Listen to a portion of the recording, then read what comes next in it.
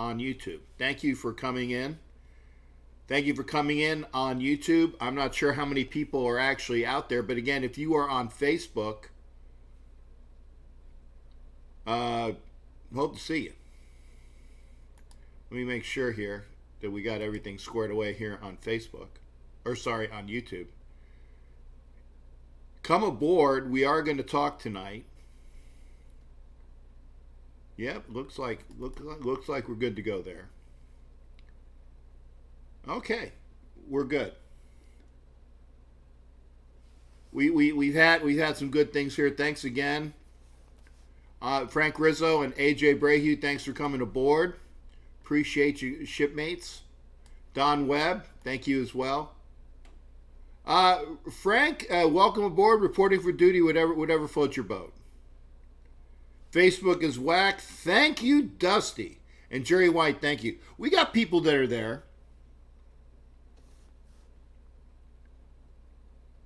It's better on YouTube. I swear. Facebook craps out a bit too much for my liking. And if you're just joining us, YouTube's still showing a pause emblem. Oh, why? Hang on a second.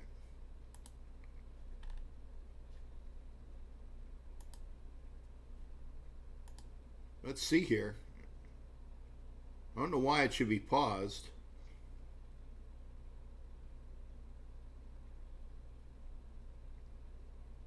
Okay, we are live. Yep, 4:50. Yeah, we're live. I don't know what's going on. Yeah, we've been on for 5 minutes now. Valerie is here. Thank you for coming over, sweetheart. Okay, it cleared.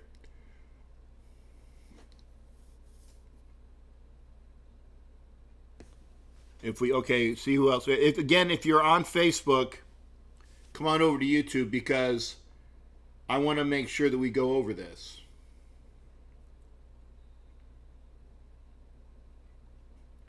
And I'm looking at the input. I don't know why my intro music didn't play, but oh well. Bob Dar, Doug Howard, thanks for being there. Please head on over to YouTube. We are talking about Derek Carr. I am not a Derek Carr hater. I'm not. Let me clarify that. Derek Carr is a good manager for what we have here. And Serena said she's watching live, so I'm talking to you, Serena. Go on YouTube. I don't know why you're having trouble commenting, Serena. It's got to be your computer because Ed Winchell had issues as well. He cleaned out his computer as far as his accesses, and Ed Winchell can now calling in and he can comment. Cooter's in the house. Crazy Cooter, Todd Nielsen, thank you for coming in. Todd, Cooter, head on over to YouTube. Be great. Jets just scored, and with the extra point, they're down 13-7.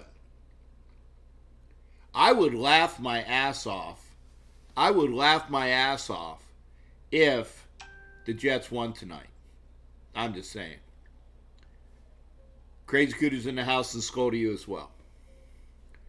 Again, I'm not anti Derek Carr, and I'll put the number up in a minute because we're going to talk about this.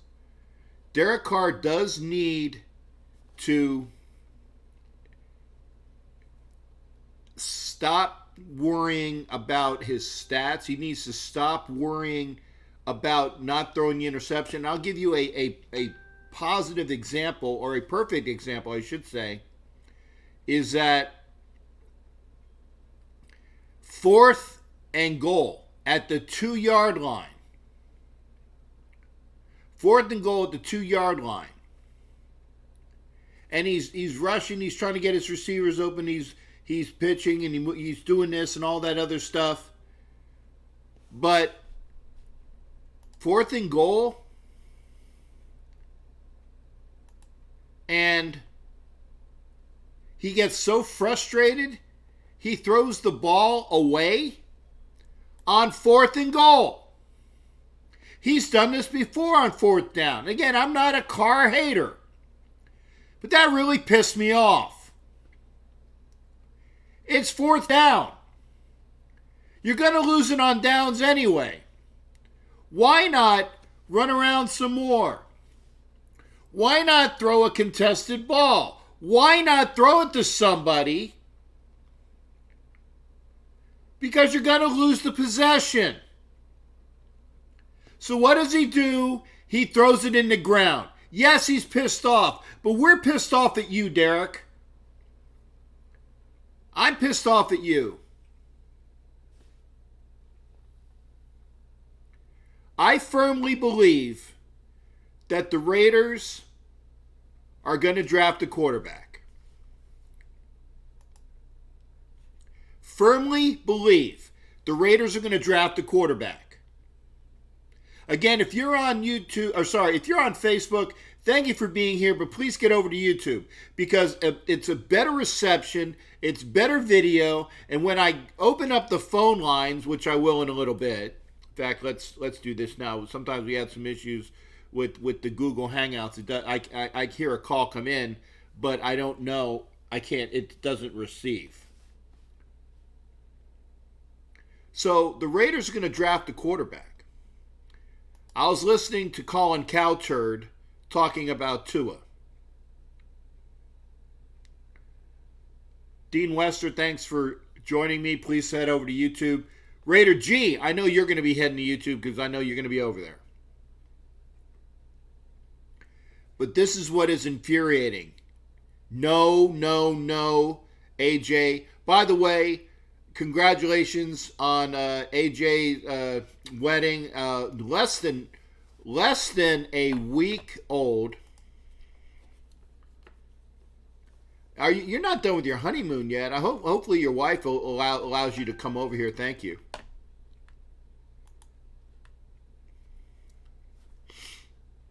But we need a quarterback. Steve Mihalik. I appreciate you being here. Steve Mihalik is one of the greatest commentators for everything that I've done. Steve Mihalik, please get over to YouTube. Please. I know G-Man will. And we're getting into the Derek Carr conversation on right today. Saying he sucks is a bit much. Johnny Branson, please get over to YouTube. And when you're over there, please subscribe. And if you like what you see, please give me a thumbs up. I hate asking, but it's one of those things where I have to try to keep some of the numbers up. Please get over there. Please subscribe. If you like what you see, give me a thumbs up. And I'm going to let that phone number open in a minute. In fact, let's do that. Okay? Let's do that. The Raiders need to draft a quarterback. Oh, okay, you're postponing your okay, that's good. If it's cool, I'll go on your honeymoon for you. Hey, Dusty, you said Matt Ryan-esque. Matt Ryan at least took the Falcons to a Super Bowl. Matt Ryan took the Falcons to a Super Bowl, and if the defense would have worked, he would be a Super Bowl winner. So we're there. I'm going to open up the number. Call in 813-699-0834. 813-699-0834. Mr. Wombat, thanks for joining me as well. And here's what I want. Johnny Branson, we got, Richard Monclova, thanks for coming in. Some names that I haven't seen in a bit. Please head over to YouTube because we're going to, in fact, let me make sure to do a sound check here before that goes on. See, I didn't have it on the right thing. Okay. I know. There we go. I know you guys can hear that. 916, how are we doing? What's going on? And who? Oh, hang on a second. Got to put the first time caller, Don Webb. How you doing, Captain? Hey, Don Webb's in the house. Thank you for calling in, Don Webb. First time, long time. So I like that. Yeah, me too. So let's get into this Carr situation. Yeah, let's do that. I really believe he is a great man, Yeah. a top 15 quarterback, but I believe he's brought us to a level where we're not going anywhere else. Yeah. He's hit his peak. We have so many holes. I mean, I counted 12 players we really either need to move on from, upgrade from. But if they're going to go quarterback and they're going to go rookie, for me, if it's going to be mobile, you got to look at people like Hurst. I'm not saying he's the man, but I don't know how long we're going to keep Carr. And I just thought, what are your thoughts on either drafting or getting a free agent quarterback? I actually said that. Good question, Don. I actually said this last time we were here. I said I think we're going to draft a quarterback this year. Excuse me. Not necessarily in the first round, but I think we're going to draft a quarterback this year. And I also think that we're going to bring in a better quarterback as his backup. Now, having said that, I also think that we need to look at, and you guys are gonna laugh. We have DeShone Kizer on our roster right now. We need to see what DeShone Kizer is going to do. And I would say get a victory this Sunday, then let Kizer play the last two games. Well, maybe not. Because here's the thing. Technically, and I'm gonna use this P word. I'm going to use the P word only because technically the Raiders are not out of the P word race. Okay? Pittsburgh is the number 6 seed, followed by whoever doesn't win the division between Tennessee and Houston. Okay? Now we both lost those tiebreakers to them. Okay? So we need those people to lose a couple games. And we need to win out. If all of that happens, then you can put the Raiders and the P word together. Well, my problem with the P word, even though I like P, that's a different story. Joke. Uh-huh. But I think in Denver, it's going to be freezing cold. And what have we been hearing about Carr for the last 4 years? Yeah, he can't play in the cold weather, which is why it's going to come down, in my estimation, it's going to come down to that last game. If we don't look, or if we don't win in Los Angeles, where we have a home crowd, because it'll be a home game.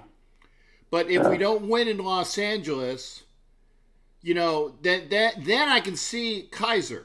Okay? Mm-hmm. So here's the thing.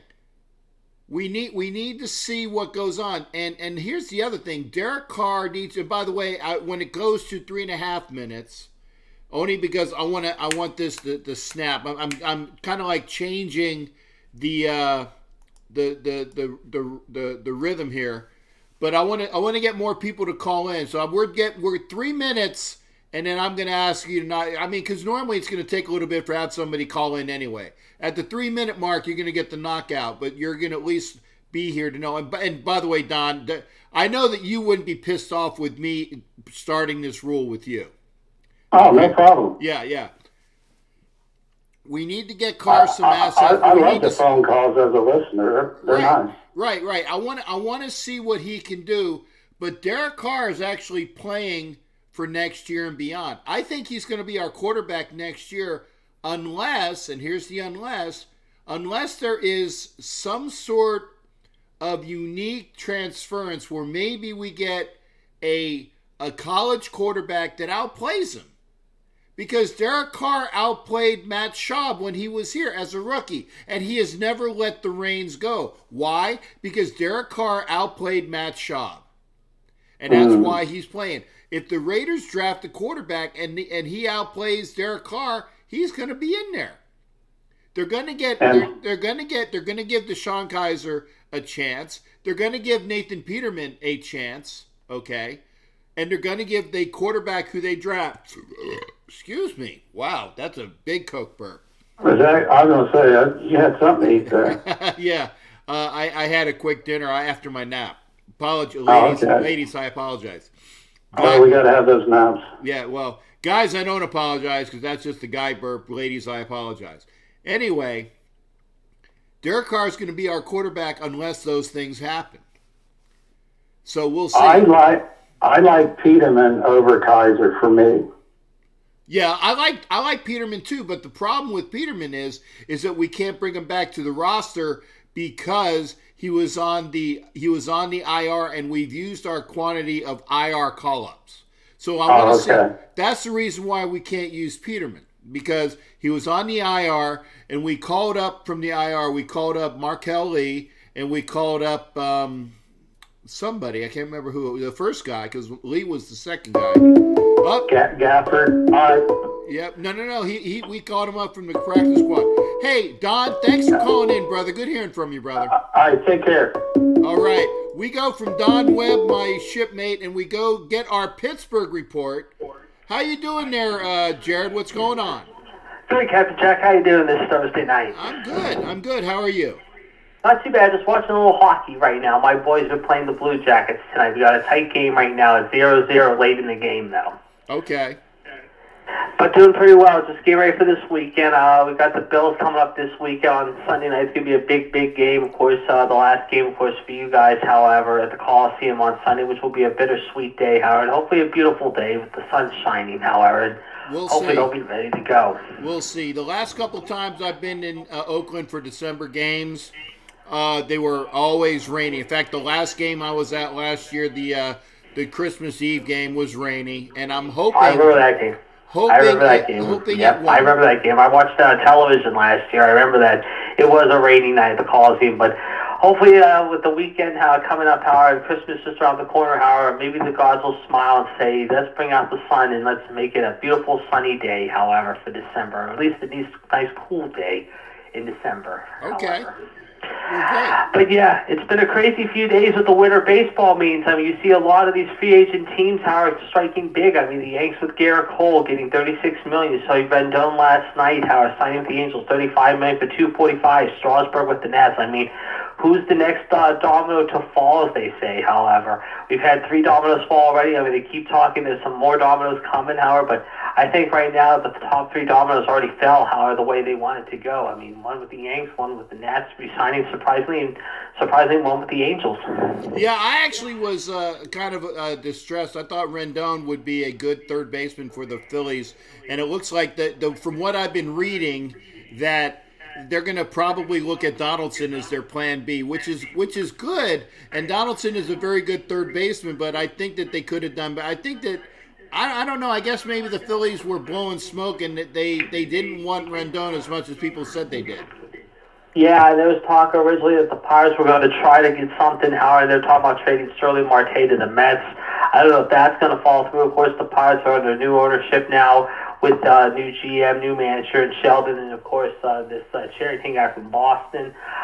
They've been very quiet this winter so far. They haven't made a splash yet. How they keep saying, oh, they want to bring back a catcher, they need another arm, which could be the case. I mean, I don't know. I mean, spring training, I was just telling my friend today how spring training is less than 2 months away, and it's scary to think how, I mean, every year it seems like the Pirates way underperform in the winter. They never go after a big bat or a big arm. This year they haven't done any of the sort, and yeah, it's been very quiet. How you see the other teams like I said, the Angels. You look at the Nats, re-signing Strasburg the other night, like I just said, and of course Cole just 48 hours ago at the Yankees. I mean, those are the only big ones so far I've seen so far. Yeah, well, like I said, there are a bunch of good players out there, and again, the winter meetings. Do they last tomorrow? I think it's either today or tomorrow. That sounds about right, though. However, mind you, but I think so. Yeah, we'll have to wait and see what happens. I think it ends tomorrow, though. Yes, from what I heard. Yes. Okay. Well, I appreciate all that information as well. Like I said, that the top 3 are gone. Strasburg re-signs. Of course, Garrett Cole with that, was it 7 year, $345 or something like that? Yeah. And yeah, it's crazy. It's crazy. Yeah. What do you make of this big story? I don't know if you brought it up yet to start the show tonight, however, about this whole Clint Portis, Joe Horn thing about them defrauding the league's health program. What do you think of these guys? Are they going to end up in jail, do you think? Wow. Possibly? No. I to be honest here, partner, I haven't seen any of this. What's going on? Well, according to reports, this is what I'm reading on ESPN right now. This happened, I guess, earlier today. 10 former NFL players, including Clint Portis, have been charged with defrauding the league's health program of millions of dollars. It goes on to say this. The players are among a group of 12 facing charges in U.S. District Court for the Eastern District of Kentucky, said the Department of Justice Thursday. They are accused of filing more than $4 million in fraudulent claims, of which more than $3.5 million were paid from June 27th to December of a year ago. Along with the charges that were announced, the Department of Justice said it would seek 2 charges against 2 others, including former wide receiver of New Orleans, Joe Horn. The other player charges include Corral Buckhalter, Etrick Pruitt, Zendris Brown, James Butler, John Eubanks, Carlos Rogers, Zendris Brown, Robert McCune, and John Eubanks, as well as Clinton Portis. Wow. And they also plan on charging this other guy, Donald Caldwell. Now, the Assistant Attorney General said this today. 10 former players allegedly committed a brazen multi-million-dollar fraud on a health care plan meant to help their former teammates and other retired players legitimate out-of-pocket medical expenses. Today's indictments underscore that whoever you are, if you loot health care programs on your own pockets, you will be held accountable by the Department of Justice, however. Well, it's fraud. In any case and form, it's healthcare fraud, it's medical malpractice and insurance fraud. Fraud is fraud is fraud. And if these guys are doing it, they need to go to jail. Yeah, I agree. And it goes on to say more. According to the indictments, the players made claims for expensive pieces of medical equipment such as oxygen chambers, cryotherapy machines, ultrasound machines, and electromagnetic therapy devices that weren't purchased or received. The typical claim was for $40,000 to $50,000. Several of the former players are accused of recruiting other players to join the scheme and would make the claims in return for kickbacks up to $10,000. Wow. By the way, again, if you're on Facebook and you're watching me, thank you for watching me on Facebook. Head over to YouTube because we're all over there on YouTube where we can actually hear the calls, and Facebook video sucks in comparison to YouTube. Please head over to YouTube. The where it is listed right on top. And just to give everyone an update on the Thursday night game right now, Baltimore is up 21-7 in the second quarter. Lamar Jackson off to a very good start. Surprisingly, I'm surprised that Le'Veon Bell's playing tonight, considering that last week he made a phony baloney excuse saying, I'm sick, I got the flu, and next thing you know, you hear he's at a bowling hour at all hours of the night hour, and I'm surprised the Jets are not suspending him at all. Yeah, you know what? That doesn't surprise me about Le'Veon Bell. Hey, Jared, thanks for calling in. That gives us some good stuff to talk about as well, partner. All right, I'll talk to you soon. See ya. All right, there's Jared, and we go from Jared to 304. I think that's Tommy Beard. Is that true, Tommy Beard? That would be me. All right. Jimmy Farrell, you're going to have to wait till Tommy Beard's done. Hang on a second, Tommy. Let me clear this. And your name did not show up again, but I'm learning that the 304 is normally used. So I don't know why it's not showing up. But, hey, at least I guess correct. How you doing there, Tommy? I'm all right. I'm not doing the whole car talk because I'm sick of it. No. Wait a second. I don't want to do the old car talk. What I'm saying is, what do you... Because until he gets out of the silver and black, he's my quarterback. And even when he does go somewhere else, I'm going to root for him and I hope he proves all you haters wrong. I hope he does win a Super Bowl. Wait. Because then I'm going to stick it to all of you. Okay. Well, if Derek Carr wins a Super Bowl, that's great. I'm just... What I said, and I quoted the gentleman that was talking to me said that he doesn't believe that Derek Carr can get us to a Super Bowl. That was his. Did you hear me say that? Did he or did he not have a good 2016? Yes, and what is it? Would have went to the, in my opinion. Would have went to the AFC Championship game against the Patriots had he been healthy. I agree there. You know what he had then? What? Besides a very good offensive line? He had receivers to throw to, Tom. He had fucking receivers. What does he not have now? Fucking receivers. Okay. But since then, he has not gone back to that form, Tom. He's not had receivers. No. I disagree there. He has not gone back to that form because he is reverting back to the somewhat more scared quarterback, okay, that he was after 2017. He's the scared guy that's afraid to get sacked. Because remember, he went from having a broken leg to having a broken finger and a broken back. Those are 3 breaks: foot, back, finger, and he's kind of telling him, okay, that I want to get rid of the ball fast because I don't want to get hurt. And here's another thing. Derek Carr, again, because I like Derek Carr got paid. And Derek Carr, in my opinion, is like his brother in the fact that he is a very religious person that has his religion on his mind, and there's nothing wrong with that. But it's kind of like when Napoleon Kaufman said that he had to make a choice between his religious beliefs and football. And Napoleon Kaufman said, I'm quitting football so I can pursue my religious beliefs. And I think that Derek Carr is trying to do both, and it doesn't work. All right, I'm going to get to the reason I called for. Okay. That's not actually being spoken. It is college football. Okay, go ahead, brother. You know who Ohio State can thank for being undefeated besides they don't play anybody? Because Jesus Christ, those sorry fuck-out bitches in Ohio don't play nobody in Columbus. These cocksuckers have got the easiest schedule in college football. But you know who they can really thank? I'm listening. Kirby fucking Smart. Okay. This dumbass chased off Justin Fields. He chased off Easton. Uh-huh. Both that beat out from. Uh-huh. The Easton beat from out and was hurt. Okay. Then what Kirby Smart did to Fields is juvenile. I'm telling you now. Go ahead. Ohio State can give everything to fucking Kirby Smart because they would not be where they are. But then they might because, once again, they don't play nobody. Right. Woo-hoo, Michigan, another overrated team. Wisconsin. Tell me when Wisconsin's ever been any good.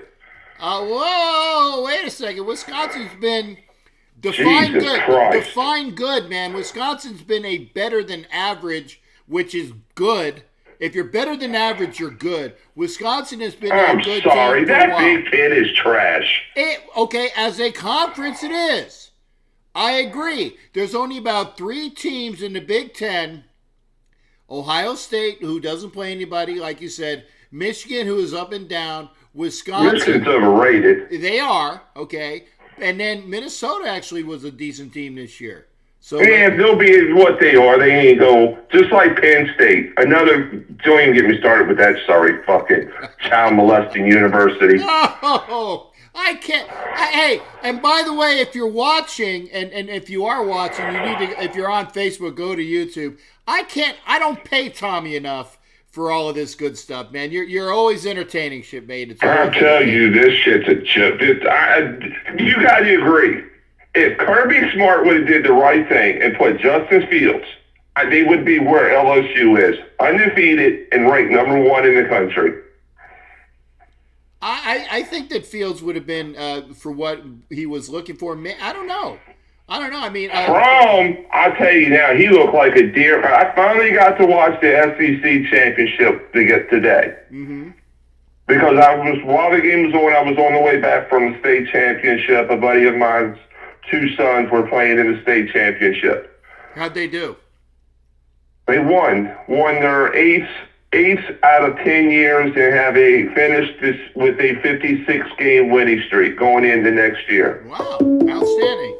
Tommy, I got to let you go, bud, but thank you for calling in. It's always entertaining. All right. All right, take care. That's Tommy Beard. I love listening to Tommy. And we got Jerry Lopez. Wait a second, Jerry. Let me clear the tracks here so nobody knocks you out before they need to. Jerry Lopez from South Florida. How you doing there, shipmate? How you doing, Cap? How are you today? I'm good. If Brenda is watching, and you know, I love Tommy Beard. I do. And if you think I swear, I don't hold a candle to Tommy Beard. No. I locked Brenda up in the bathroom so she wouldn't hear Tommy. So we're okay. How you doing, Jerry? She's in there with the dog. Okay. Well, the dog's probably going. No, yeah, the dog is howling, man. If you heard Tommy, he's howling. But you know what? I agree with Tommy. I agree with him 100%. Okay. And I'm not here to defend Derek Carr. Okay. But let's go back to game one. Let's take a look at who he had opening day as his receivers. Okay. Do you recall who they were? Yeah, it was. Let me see. No, actually, Nelson was still hurt. I'll give it J.J. Nelson. Nelson was hurt. He didn't have Nelson. Nelson didn't come on and play until the Minnesota game, which I think was week 3. He had Grant. He had Williams, and Renfro was the slot receiver. Renfro had not played an NFL game in his life on game 1. Okay. That would have been his first game. Right. So yeah, you're right about J.J. Nelson. Yeah, Nelson played in week 3. The other two guys, you know, Williams. Okay, he's learning a new team. Uh-huh. You know, first he hasn't been with the team only the preseason. Okay, but here's the thing, though. Williams was an established receiver. They started with Antonio Brown. Gone with all these shenanigans and all the bullshit. Uh-huh. So the point I'm trying to make is that Carr already started with his hands tied when the season started. It's criminal. Okay. I mean, he had nobody there from game 1. So all this criticism of Carr, I mean, some of it's warranted. He throws the ball away on a fourth down at the goal line. He checks it down way too often. That's all. Jerry, doesn't that piss you off, though? Honestly, doesn't that piss you off? It's 4th down at the goal line. It's like before when he was 4th down, and I was there at that game. I can't remember which game it was. It was 4th down, and he throws the ball at the feet of the defender instead of throwing it up to somebody. It's 4th down. Throw to somebody. Yeah. It pisses me off. I would have forced it in there. You know what? That was the thing. And I'm not comparing him to Dan Marino, but Hank Gold. You remember Hank Goldberg, the announcer report for ESPN. He was did the local not play-by-play, but the caller for the Miami Dolphins here. No, I don't know him, Bubba. Okay, the Hammer. They used to call him the Hammer. Hank Goldberg. He used to do the bets on ESPN. Hank Goldberg. Yeah, the big bet guy. Yeah, I know him. Yeah, I know Hank well. And Hank said one time, he said to me, you know, the thing about that separates Marino from all the other quarterbacks is he has audacity. Yeah. He'll throw the ball into triple coverage. He trusts his arm, and if it's picked up, too bad. You know, and that's one thing that I don't see that Carr has. That's my criticism of Carr. He doesn't have that audacity to throw the ball into tight places or on 4th and goal to try to, you know, force it in there to somebody. What have you got to lose? But other than that, you know, again, going back to game 1, the guy started off with all the shenanigans of Brown. Then Grant and Nelson supposedly were the starters. Nelson was hurt. They had somebody else in there. 2 guys, one that was brand new to the team, the other one brand new to the NFL. I mean, he hasn't been dealt a good hand, at least this year. Okay, but Jerry, wait a second. Go ahead. Okay, you mentioned that receiver who wore number 84, which never had a practice with him. So get rid of him. He wasn't part of the equation. He never practiced. But you did have Ryan Grant, and you did have Terrell Williams, and you did have whoever the hell was there. Okay, whoever was there. Derek Carr had the entire offseason and the training camp with them. Okay? So you mean to tell me that he couldn't have gotten a rapport with the guys that he was already there with? They're not star-studded. I get that. But don't blame Derek Carr for that. Blame the front office because he put all their eggs in the basket for that a-hole number 84. But you know what? You play who's on your effing roster. Yeah, no, I don't disagree. But what I'm saying is that the criticism isn't fair. The guy was dealt a bad hand to begin with. Right off the bat with Brown, that had to upset. If you're a quarterback and you got a guy that you're counting on, you practice with, he comes to your house, he comes to your kid's birthday, and all of a sudden this guy's pulling all this bullshit, what are you going to do? Is that not going to affect you as a quarterback and a human being? Let me make a couple more points. I know somebody else is want to get in. Okay. I'm a Notre Dame fan. My son and I have been following Notre Dame for years. I got you. We followed him when Kaiser was quarterback. This guy was as inconsistent as can be in college. Look at his pro record, not good at all. But in college, inconsistent. He'd make a play you wouldn't believe, and then he'd throw an interception or make a bad throw that you'd say, what the hell is this guy doing? So for those that are counting on Kaiser, just because they want to see him, but there's 3 games left, forget about it. This guy's no good. Okay, Jerry. And my last point. Okay, go ahead. Quickly. Let me make my last point. I'll get off the thing. Okay. Concerning Carr's religion and not working, I can name you a few guys. Tom Landry as a head coach. Anthony Munoz as a lineman. I'm just going to name you 4. I can go down a whole list. It's no excuse for Carr. Tom Landry, Anthony Munoz, Drew Brees. He's an extremely religious guy. Yeah. And I'll name you one that just came in the league that is shining. His name is Patrick Mahomes. Very religious guy. Okay. So no excuse for religion. So I don't buy that he's religious. No. Wait a second, Jerry. I didn't say that it's because of his religion. And you know me, I'm not like that. What I'm saying is, I know. I think that maybe he's at a crossroads and he hasn't figured out what he really wants to do, whether his heart is in it. And I don't think Derek Carr has shown the same intestinal fortitude since 2016. Would you not agree with me there? I agree with you. Okay. And the thing is that David, his brother, had the same crossroads. And by the way, David, and whoever called in at 801, I apologize. Please call back. There was a caller from 801. Okay. That Derek Carr is, in my estimation, he's like a scared little boy again. And he's not playing the way he should. And I think that because he got paid, and he's already alluded to the fact that he's even thinking about retiring because he's setting up his family and his church and everything else. I did not badmouth being religious. You know I didn't. No. That wasn't what I was trying to get across. I was just saying that there have been other players that have been religious and have not missed performance or basically missed their performance because they've been more dedicated to the religion than to their careers. Actually, so that was the point I was trying to make. I wasn't trying to dispute what you were saying. No, I'm sorry that came across that way. No. Well, I just wanted to be sure because like I said, I am not the most religious person, but I respect those that are.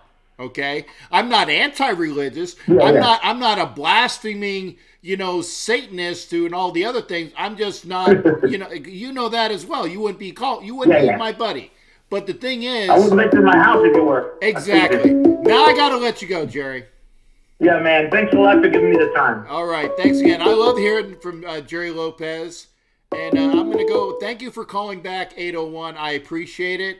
Again, sometimes I didn't want to let the caller, hang. Thank you for calling back. Thank you for calling back. And who is this, by the way? Yo, Cap, it's Dusty. Oh, hey, Dusty. Thank you there, brother. Make sure you text in your number so I know who it is. Sometimes my phone will actually show up and I'll know who it is. I think probably when I do these Facebook things and I can't hear or I can't see the caller, maybe that's the reason why. So what's going on? Hey, how you doing, brother? Oh, I'm doing all right. So I have to bring up all the people that keep bringing up how bad the receivers are, bad the defense is, all this, making these excuses for Derek Carr and his inability to read the field or actually make a play on 4th down. You know who else has terrible receivers and a really bad defense? Talk to me. Russell Wilson. Hey! From the top ropes, Dusty lays it down. Thank you, sir. And yet he's winning. He makes plays. Doesn't throw the ball away on fourth down. Yeah, and he runs Doesn't throw it around. at his receiver's feet. Yeah. Yeah, you're right. And he had a shitty offensive line those years in Seattle, and he was running his ass around, and Seattle still was a decent team. And, he does something about it. Now, and by the way, he's not as big as Derek Carr, and he still runs around. He's elusive. There you go. And his offensive line is still not as good this year as ours is. No. I mean, they're better, but they're still not good. Yeah, His I agree. defense is ranked 22nd. Uh-huh. Actually, I'd pray for a 22nd ranked defense at this point. That's a lot better than us. Who is his number one receiver? Lockett? Yeah, Lockett, I think it is. Yeah. Now he has had some decent receivers in the past. They retired.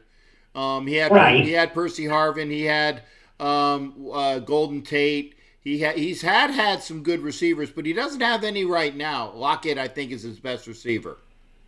And everybody, makes the excuse, well, this offense was built around Antonio Brown, and, he pulled his whole, bullshit that he pulled. But guess what? Seattle's offense was built around Doug Baldwin, who just up and retired this year. Yep. They didn't see that coming. Yeah. So, I don't know. Everybody wants to make all these excuses for Derek Carr, and yeah, we realize the defense is bad, but the defense being bad and Carr not playing well are not. I mean, they can be mutually exclusive. Both things can be true. Yeah, I agree.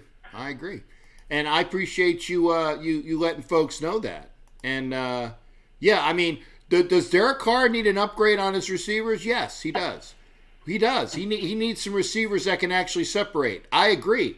But if you're not going to throw to anybody anyway, you can doesn't matter who you have. Exactly. You can have Jerry Rice in his prime.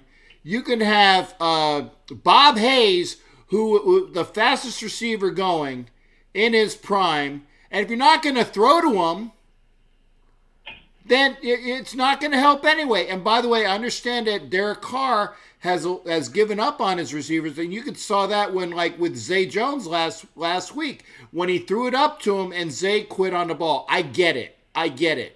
That's on Zay Jones. I get it. Okay? But if your receivers are never expecting you to actually make those throws. That's right. And I was just going to say that. Who's quitting on who at that point? Oh, I agree. Because the receivers are like, oh, he ain't going to throw it to me. He doesn't throw it to anybody. Right. If we're not, 3 yards in front of the sticks, he's not going to throw it. Yeah. Eddie Rice, I see that you're calling me on my phone. You got to call in the number, 813-699-0834. Eddie Rice wants to call me, but he's calling me on my phone. So hopefully he'll call in. But yeah, I agree, Dusty. I agree. And you're right. What the people are, and again, it's not that I dislike Derek Carr. I like Derek Carr. He's the best quarterback we've had in years. But that's not saying much. Much. Dusty, I got to go, brother. That's Eddie Rice. Good, man. Hey, thanks for calling in, partner. Hey, take it easy. All right, that was Dusty from Utah, and we're going, I know this number. Eddie Rice, how you doing, brother? What's going on with you? Hey, Jay, how are you, my friend? Long time no talk, man. Hey, it's good talking with you. How you doing? Good. I finally caught your show. I just happened to get online and saw your message. So, yeah, man, I wanted to talk a little bit about the Raiders. Sure. Kind of get your thoughts on a couple things, man. Okay. Look, man, I've been a Carr supporter for many years. Having watched him in, his MVP season in 2016 and some of the things that we went through in 17 with his injuries and all that, and I wanted to give the guy the benefit of the doubt. And I belong to a private board, and I backed this guy all year, but I just come to the conclusion that the only way I see him succeeding is if everything goes right, and that means the offensive line is blocking and the wide receivers are getting open. That's the only time Derek Carr is successful. When things break down, he's just not very good, man. Yeah. And I just don't, and when I look, do you know, and I posted this on your message board, that this offense has only scored 21 points in the third quarter all year, partner. Because there's no halftime adjustments, and that's on Gruden, by the way. And also the fact that there is no halftime adjustments by Gunther, and that's why I want Paul Gunther gone too. If Paul Gunther had the steel curtain defense of the 70 Steelers, yeah, I'm going to evoke the 70 Steelers. If he had the Bears 85 defense, I think that he would make them suck because he doesn't utilize the guys, and he doesn't have no halftime adjustments at all. Hey, Jay, this team has given up 116 points in the last 3 games. The Patriots have given up 162 all year. There's a problem going on, and I'm going to say something here that probably a lot of people aren't going to like. And do you remember back in 2000 in the AFC Championship game that we played against the Ravens? Do you remember that game? Yeah, I remember the Tony Serafazzo belly flop game, yeah. It sure was. And the Raiders had what? We had the number 1 rushing offense, didn't we? Remember that year? Yeah. And we went against the Ravens, and what they had? They had the number 1 rush defense. And if you remember that game, we tried to run it, and they were shutting our shit down, man. And we made no adjustment. Literally, John just kept running the ball, trying to make points, trying to run the ball. We had a great offensive line. Third quarter comes around, we made no adjustments, man. He still continued to run the ball, and they shut us down. There's just, it's amazing that when I look at teams, I don't know what it is. It almost seems like when I'm watching this team, wide receivers from the opposing team are getting wide open, and we got 3 guys running down the field. There just always seems to be like 5 hats on the ball. I just don't get it. Yeah. I'm trying to figure out where the problem is, and I don't think it's injuries. I mean, you look at Kansas City, right? They lost Eric Berry, they lost Lamar Houston, they got rid of Dee Ford, they got a lot of Marcus Peters left, and they held the Patriots at 16 points, partner. Yeah. I mean, I don't get why we struggle so much just to field the defense. I don't understand. It's so frustrating. I'm at my wit's end. I don't know what to do. I'm thinking maybe we just move on from Derek Carr and try to get. We don't throw the ball more than 15 yards. Really, why don't we just find a quarterback that can scramble and run, because we're just not throwing the ball down the field. We're just not. I really wish that Nathan Peterman hadn't gotten injured, or we used one of those IRs if he came back from his injury. I really don't think Nathan Peterman's injured. I really don't. I really think that he had like a hangnail, and that's the reason why that they put him on the IR. You know, under Mr. You know how we hide people on the IR for a year? We did it with Marquette King. We've done it with other people that we want to have for another year and not let anybody get a hold of. Because if they weren't injured and they want to go, then we sign them to an injury thing and they can be gone. I think we told Nathan Peterman, said, "Hey, dude, we want you on our team.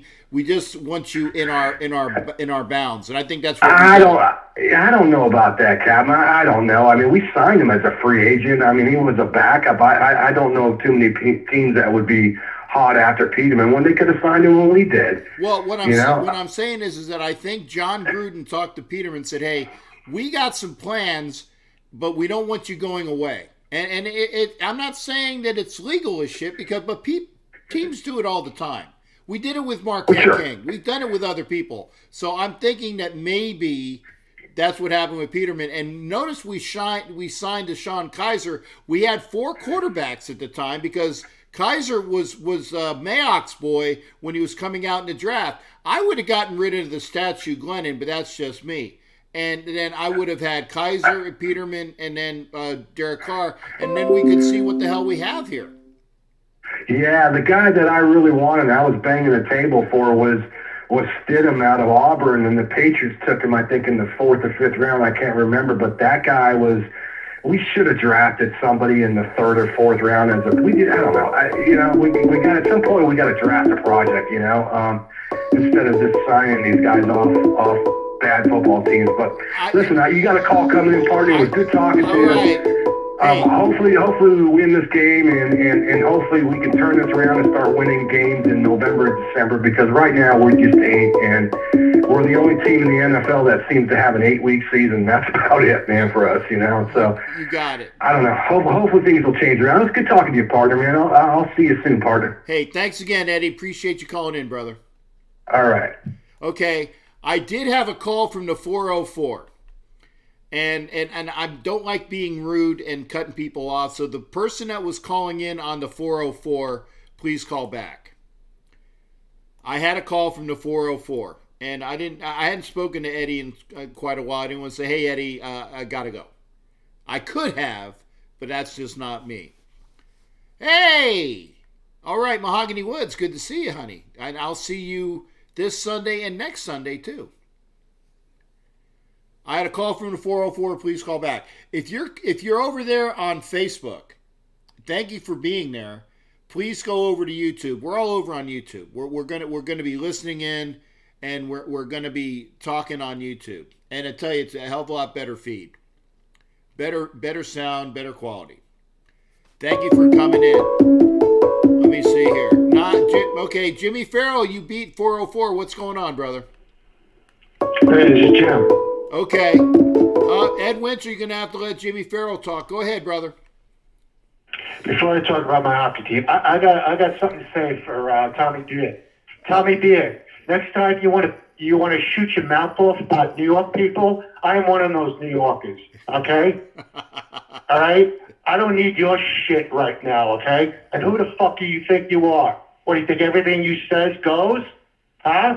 Guys, you got something to say to me? Go stay in my fucking face, Tommy Beard. Okay? Big mouth, you redneck. Okay? Second of all, you want to diss my Penn State team? How's your shit team doing this year, huh? Huh? At least James Franklin, when he took over the team, they were winning. They had winning seasons since he took over. Okay? They're going to an Orange Bowl this year, which they should have gone to the Rose Bowl. Okay, Tommy Beard? Okay. All right? But where's your team going, huh? When's the last time you were in a big game, huh? Oh, that's right. When you played Penn State and you guys lost, okay? So stop mouthing off your thuggery football team, because you guys suck ass anyway, okay? That's all I have to say to you. Okay. I mean, who is this guy to shoot his mouth off? Whatever he says goes? Well, and New York people are stupid? I knew the Raiders were going to lose that game against the Titans. I've been watching this team over 40 fucking years, okay? I don't need his shit, Okay. He just pissed me off last week, shooting his mouth off all the time. Okay, well, now I've let you go on your anti-Tommy rant for almost 2 minutes. Now okay. Talk to me outside. Hey, 404. Oh, hey, Jimmy Farrell, can you call back? This is the person that was on twice. Jimmy Farrell, call back, okay? All right. Jimmy Farrell's going to call back. 404, who am I talking to? This is Raider G, Captain Jack. How are you, all right, Raider G, good to hear from you. I'm sorry. And again, Jimmy Farrell gets to call in after you, and I try to be as accommodating to everybody. So I understand. Talk to me, G. What's up? Yeah, I see you're having a Derek Carr conversation today. Yes, I was. Yeah, and I'm kind of in agreement with you, Captain Jack. I think we need to move on. I just want to piggyback on what one of your other callers was saying about the excuses that a lot of people were making for Derek Carr. This time last year we were saying that he didn't have a good offensive line, that he was getting sacked a lot. This year you have an offensive line. Yeah. You have a good running back, and now the excuse is, well, we don't have good receivers. And then the excuse is, well, AB was the one who messed up everything. But my thing is, how in the world can you miss something that you never had? My thing is with Derek Carr, if the receivers aren't open, and I watched this in the second Kansas City game, just run the ball, just extend plays, give the defense a chance to respect your run. But if they know that you have a statuesque quarterback, then, they're not going to, they're going to continue to guard our receivers. But one thing that I want to mention is I think you had pointed out earlier on your show that we were going to draft a quarterback and that he was going to be the backup, possibly to Derek Carr. I disagree. I think that if we draft a quarterback, Derek Carr is not on our roster. And again, this is my opinion. I just want you to just think about something, that we don't have a second-round pick. We have 2 first-round picks. We have 3 third-round picks, I think. I think John Gruden has been playing his poker face all season long whenever Derek Carr messes up. That second-round pick is still open. So I'm going to assume, not going to say that it's etched in stone, but I'm going to assume that we may try to trade Derek Carr, to solidify that second-round pick, because, again, that's where we got him in 2014. Just interested to hear your thoughts on it. I mean, that's possible. And like I said, I'm pretty sure that we're going to use a pick on a quarterback this next year. It all depends upon in free agency, because here's the thing. Derek Carr is the best quarterback the Raiders have had ever, statistically. Statistically, that's true. Okay, but it's a different league now. But Derek Carr is also the best quarterback the Raiders have had since Rich Gannon, which is true. Okay, but Derek Carr needs all the implements. He needs a running game. He needs an offensive line. He needs wide receivers. That is true as well. When he does have all those things in 2016, he was a damn good quarterback, and we haven't seen that Derek Carr since 2016. I also think that John Gruden has played kid gloves with Derek Carr this year because he saw that Derek Carr is fragile when you berate him on the sideline, or when you it's kind of like a puppy, and you always scream at the puppy, and the puppy kind of goes like this after a while. And again, I'm not bagging on Derek Carr. Some people can take it, some people can't. I don't think Derek Carr can take it. Okay, so having said that, if you got a quarterback, Derek Carr is obviously he's a middle of the road quarterback. People said he's top 15, he's bottom 15. He's about at 15, 16. He's middle of the road. He's average right now. He's a very good statistical quarterback, but what he brings to your team is average. And I'm sorry to say that, it's true. And again, I like Derek Carr. I agree. I agree with everything you said. Yeah. The Raiders have not beaten a team with a winning record this year. That's a fact. They have not beaten a team with a winning record this year. Now, as I also said, Derek Carr does not play one down of defense. Not one. So that's not on him. But if you look at all the things as a whole, the defense still has a lot of bodies it needs, but it also needs Derek Carr, to me, to show a little bit more intestinal fortitude. And throwing the ball at the feet of somebody on 4th down at the goal line shows me that that he was a pissy, whiny guy. I didn't get my way. Oh my God, what the fuck? I'm throwing the ball away because I'm mad. And that's what it showed to me. Exactly. Excellent point. And I just want to just bring up one more thing before I get off the phone, Captain Jack. Okay. This, believe it or not, this has nothing to do with Derek Carr. This is talking about the point that you made earlier about Gunther being fired. I'm going to respectfully disagree with you, because I think that if it's 2 games to where I think he made his greatest adjustments, it was both of the Kansas City Chiefs games. Because remember, when we played Kansas City the first time in Oakland, our offense scored 10 points in the first quarter. Now, Kansas City scored 28 points in the second quarter. And then nobody scored at all. But they didn't score at all in the second half. And I think that it's safe to say that our offense, not only did their offense didn't score, our offense didn't either, which meant that I'm pretty sure our defensive time of possession exceeded our offensive time of possession second half. And the defense just can't stay on the field for an X amount of time. Those guys are going to get tired. Now, you look at the second time that we played Kansas City, I think Kansas City, statistically, they only had one play that was greater than 20 yards. So That's I think that Gunther has done a decent job, considering all of the injuries that we've had to that side of the ball, all of the newness with the rookies and everything. Granted, it can be better. We have to get better. I'm with you on that. But I don't think that, he's warranted in losing his job, because I think that, hey, when your offense has not produced points all of second half, for the most part, all season long, what is the defense supposed to do? Does the defense have to play offense too? So, just want your thoughts on that. Those are valid points. Those are valid points. But I think that this team, and I hate saying it because I'm going to 2 more games. I fly out on Saturday and I'm going to LA next week. Okay. Wow. I don't know. I don't know whether this team has already mailed it in. And I'm hoping that that's not true. I'm hoping that the Raiders give a good effort this Sunday. I tell you what, if the Raiders lose to the Jaguars on Sunday, they won't need to demo the Coliseum because the fan base will do it for them. I'm letting you know that. You're right. You're exactly right. It's going to be demoed.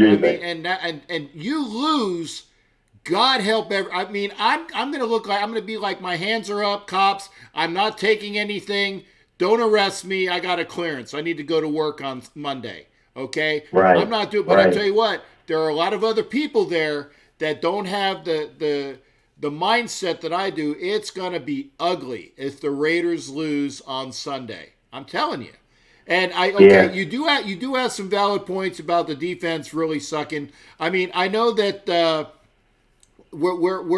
we got a very few pieces, and again, I'm giving Cleve Farrell a pass, or not as much of a pass, but I mean he's building. He hasn't played horribly. He just hasn't played up to the standards of a number 4 pick. But remember, Cleve Farrell was also on a defensive line at Clemson that had a whole bunch of ACC All-Stars on it. So he's a cog in the machine. And I think he's going to get better. Max Crosby gets stronger and more wingspan, and Cleve Farrell's going to be there. I want to see what we have with him. I still need to see some more push up the middle. So the defense is going to get there. I don't know whether Gunther is going to be there, but we need some more pieces. And if Gunther is there next year, and he gets all of these pieces that he's supposed to, because basically in the draft, he got every piece he wanted. Okay, he has half a defense. Okay. I want to see if Gunther's there, he better not have a choke-ass defense next year, especially if we go heavy defense in the draft and free agency, which is what we did this past offseason. Because we still need a couple pieces on offense. We need to build. We need some receivers. We all know that. We start needing to get like maybe 1 or 2 offensive linemen to get these guys a little bit older in the tooth. Incognito, Hudson. Okay, even Gabe Jackson is not playing up to the standards that we have with him. Our tackles are good. We might need another tackle as well. Hey, I'm going to go because I told Jimmy Farrell he can call back, and I'm going to let him talk. Thanks, buddy. Good talking to you. All right. We go from Raider G. We go to Jimmy Farrell. Jimmy, thanks for calling back. You got an extra time limit because, but I'm going to give you your time that was allotted. So go ahead, partner. Go, and Jimmy Farrell's back on the line. Hey, what's going on? Hey, again, I wanted to get because I don't like losing people 3 times. Go ahead, Jimmy. Go ahead. Oh, I'm done with my rant now, so I talk football. Want to move on. Talk hockey. Talk whatever. As far as this game Sunday, I don't know.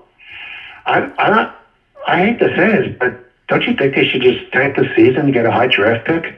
Well, I don't think that any team, if you're on a team, I defy anybody to find a team that's going to lose deliberately. No, I'm not talking about deliberate, but wouldn't you just rather have to lose the last 3, just get a better? Because right now, what are they, 16 and 18 on the draft? Yeah, they're about 16 or 18, and about the same thing with the Bears, although the Bears pick is dropping and ours is going up. I want to see a win Sunday. I want to see a win Sunday because I don't want anybody to go to that last game in Oakland and see a piss-poor product from a team that they've loved for years. And I'm talking me, and I'm talking about a bunch of other people. You better win on Sunday. Now, the last 2 games, we'll see.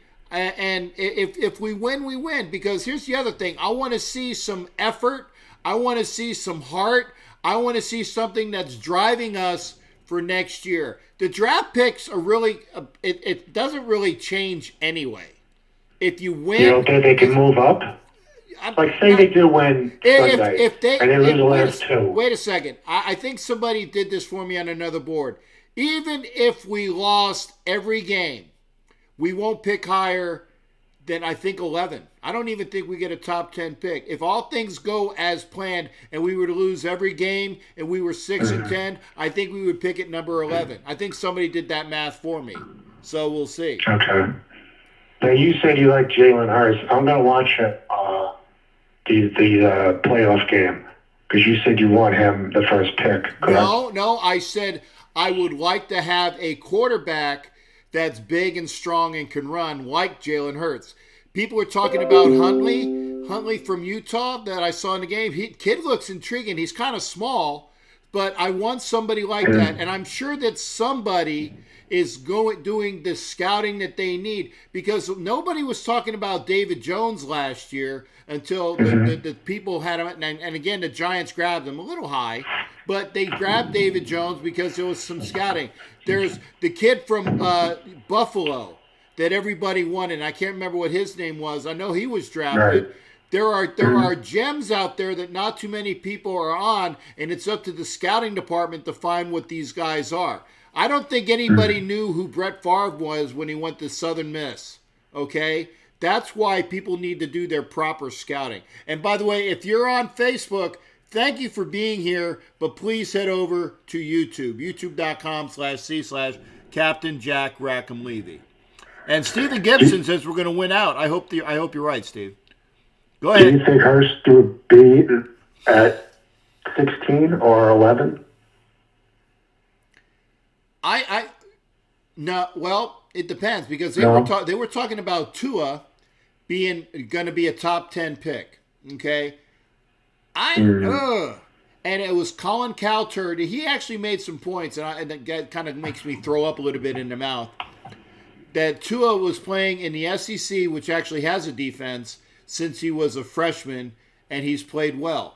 And I said, you're right. He has played well. I don't know whether that's still going to translate to the NFL, but Tua is going to be a top 10 pick. Somebody's going to take him, okay? I heard he was going to fall because of that hip. Well, it said depending upon his medical from the what do you call it? The combine.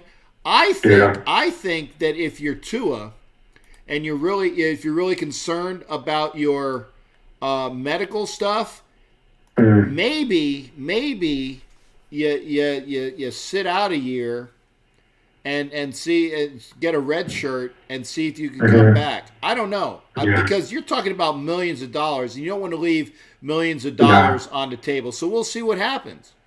I tell you one quarterback, and I'm not impressed. The Oregon quarterback. Yeah, Herbert. I saw him last week, and I'm just, even though they won the game, I don't see what's so great about him.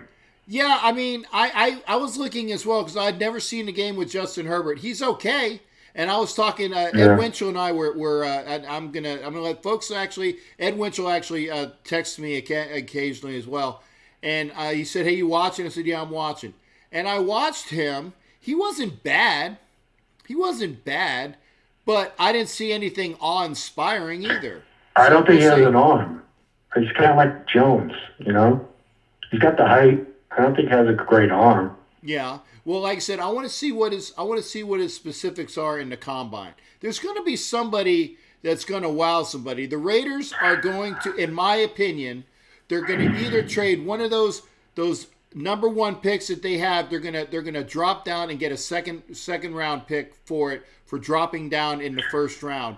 They're going to get a second round pick, and I think they're going to get somebody else. Jimmy, I gave you all your time, brother. Okay. I'll talk to you Sunday. All right. That was Jimmy Farrell. I gave him all his time. We moved to Ron McClendon. Thanks for calling in, brother. How you doing? Hey, Ren. Hey, Captain Jack. I'm kind of burned out and everything. Just wanted to call you and everything. We got some exciting news. Okay. Talk to me. Well, the Middle Mesa Southside has joined forces with the Southside Raider Nation, and we are officially now a chapter of that booster club right here in Virginia, the only one of a kind. Okay, well, congratulations on that. I appreciate it. I expect a patch. Oh yeah, we working on all that stuff because we might have to change a couple of logos and all the little details on it. But on another note, I have high hopes for our Raiders this weekend. This is the last game. Let it be a blast. And my understanding is that Mark Davis, everybody watching your show too, and I was told to tell you hi from the founder from the founder Sixon, as well as Randy Fairbanks. Okay. Who is the president Well, thanks. Yeah. Southside Raider Nation. All right. Yeah, I saw him up on Facebook because I appreciate everybody. Like I said, love to have you here. Go to YouTube. Everybody's there. There you go. Yep. Yeah. Oh no, I typed my text on Facebook. I'm watching you on YouTube. So. Yep, I know. But yeah, I have getting back to our Raiders. I have high hope. This is the last game. Let's go out with a bang. And I hope you enjoy it and everything. Take it all in for me for this last game. I know you're going to be there, right? Oh, yeah, I'll be there. I fly out Saturday. There you go. Well, that's it and everything. I just wanted to go ahead and touch base with you and share the exciting news and everything. Thanks to everything that you have done. We had our conversations off air. Yeah, we have. Yeah, we have. And like I said, I'm open. I'm open. If anybody wants to call me, I do answer the phone. And Absolutely. Ron was actually calling me at times when he was doing his other business. I won't say what it is, but he was actually calling while he was at work. And then the other person was like, "Who are you talking to?" He said, "I got to talk to Captain Jack." So it was cool. And then I said, was my son. That was my son and everything. He had you on his phone with the YouTube, and I was talking to you on my son's phone. Hey, you got another call and let him knock me out. That's fine. All right. Thanks again, to Ron. You take care, brother. All right. Bye-bye. All right. We go from Ron McClendon. We talk to that person that I was talking about who talks to me occasionally. Oh, Ed Winchell, where'd you go? I just pushed green. Ed Winchell was on the phone. He was there. Call back, Ed. Oh, wait. No. We got Houston Steve. Houston Steve, you beat out Ed Winchell. What's going on, brother? Talk to me. Oh, Captain, I can't tell you. This is for the people that are going to be going to the game this weekend, the Jags game. I talked to the people over there at Ricky's and everything. They said, "Can I say the amount, the cover charge, or no on your show?" I'm sorry. What was that about the cover charge? There was a cover charge, but I don't know if I'm allowed to say what the price is. But the lady said that she talked to Morris Bradshaw and Jeff Barnes is going to be there, and Dave Casper, and he's going to get 10 or 12 of the Raider legends. They're going to sign for free, but Max Crosby's going to be signing from 5 to 7, but he's charging $50 a pop, and you got to register online. It's going through his agent, but they're going to have the UFC night, and they're going to have a live band. They said it's going to be off the chain. Okay, I will go ahead and fill in the blanks.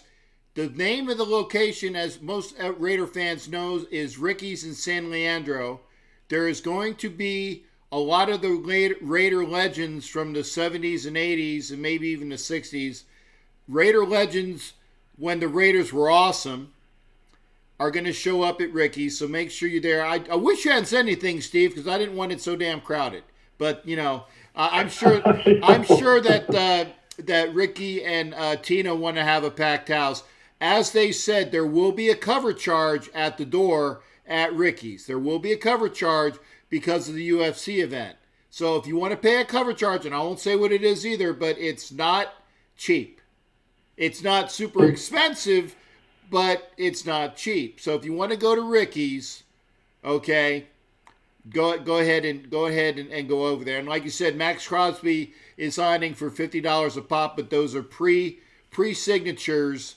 And you need to sign up. So again, thanks for calling in, Steve. Hey, Raider Ben, thanks for calling in, for popping in as well. Captain, go ahead. Captain, I just have one last thought. I know you got to go. I talked to Kevin Reitzel, the Raider nerd, and he says that Lester Hayes is going to be out at the. He's going to arrive at the Walmart on San Leandro about 3 p.m. Pacific time to be signing autographs for the fans, and there's a small charge for that, but.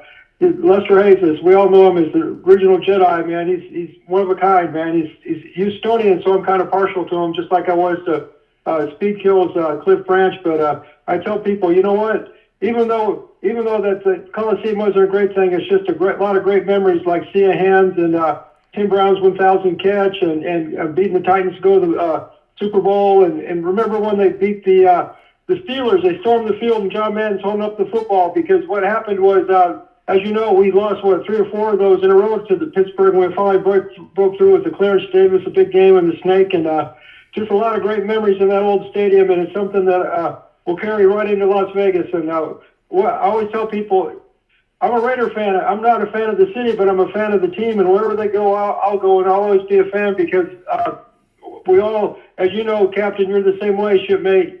We've got silver and black in our veins, and it's just been one heck of a ride. And let's remember the memories and just take it out on a good note and go out and get a win. I agree. Now, which Walmart is Lester going to be at? San Leandro. Okay, I know. I think I know where that is.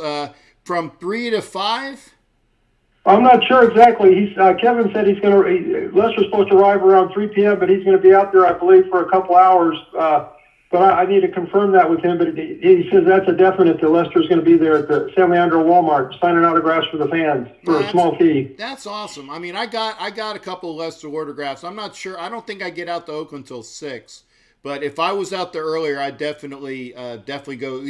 If you can, go see Lester, because I tell you, you're going to pay a fee for his autograph. But I tell you what, he is entertaining. He talks to you. He doesn't talk down to you. He is probably one of the most, I can't remember what the right word is, ebullient, non-full of shit, not full of himself. Lester Hayes is a fantastic Raider, and you just want to, if you didn't love him already, you just want to give him a hug, because that's how great Lester Hayes is.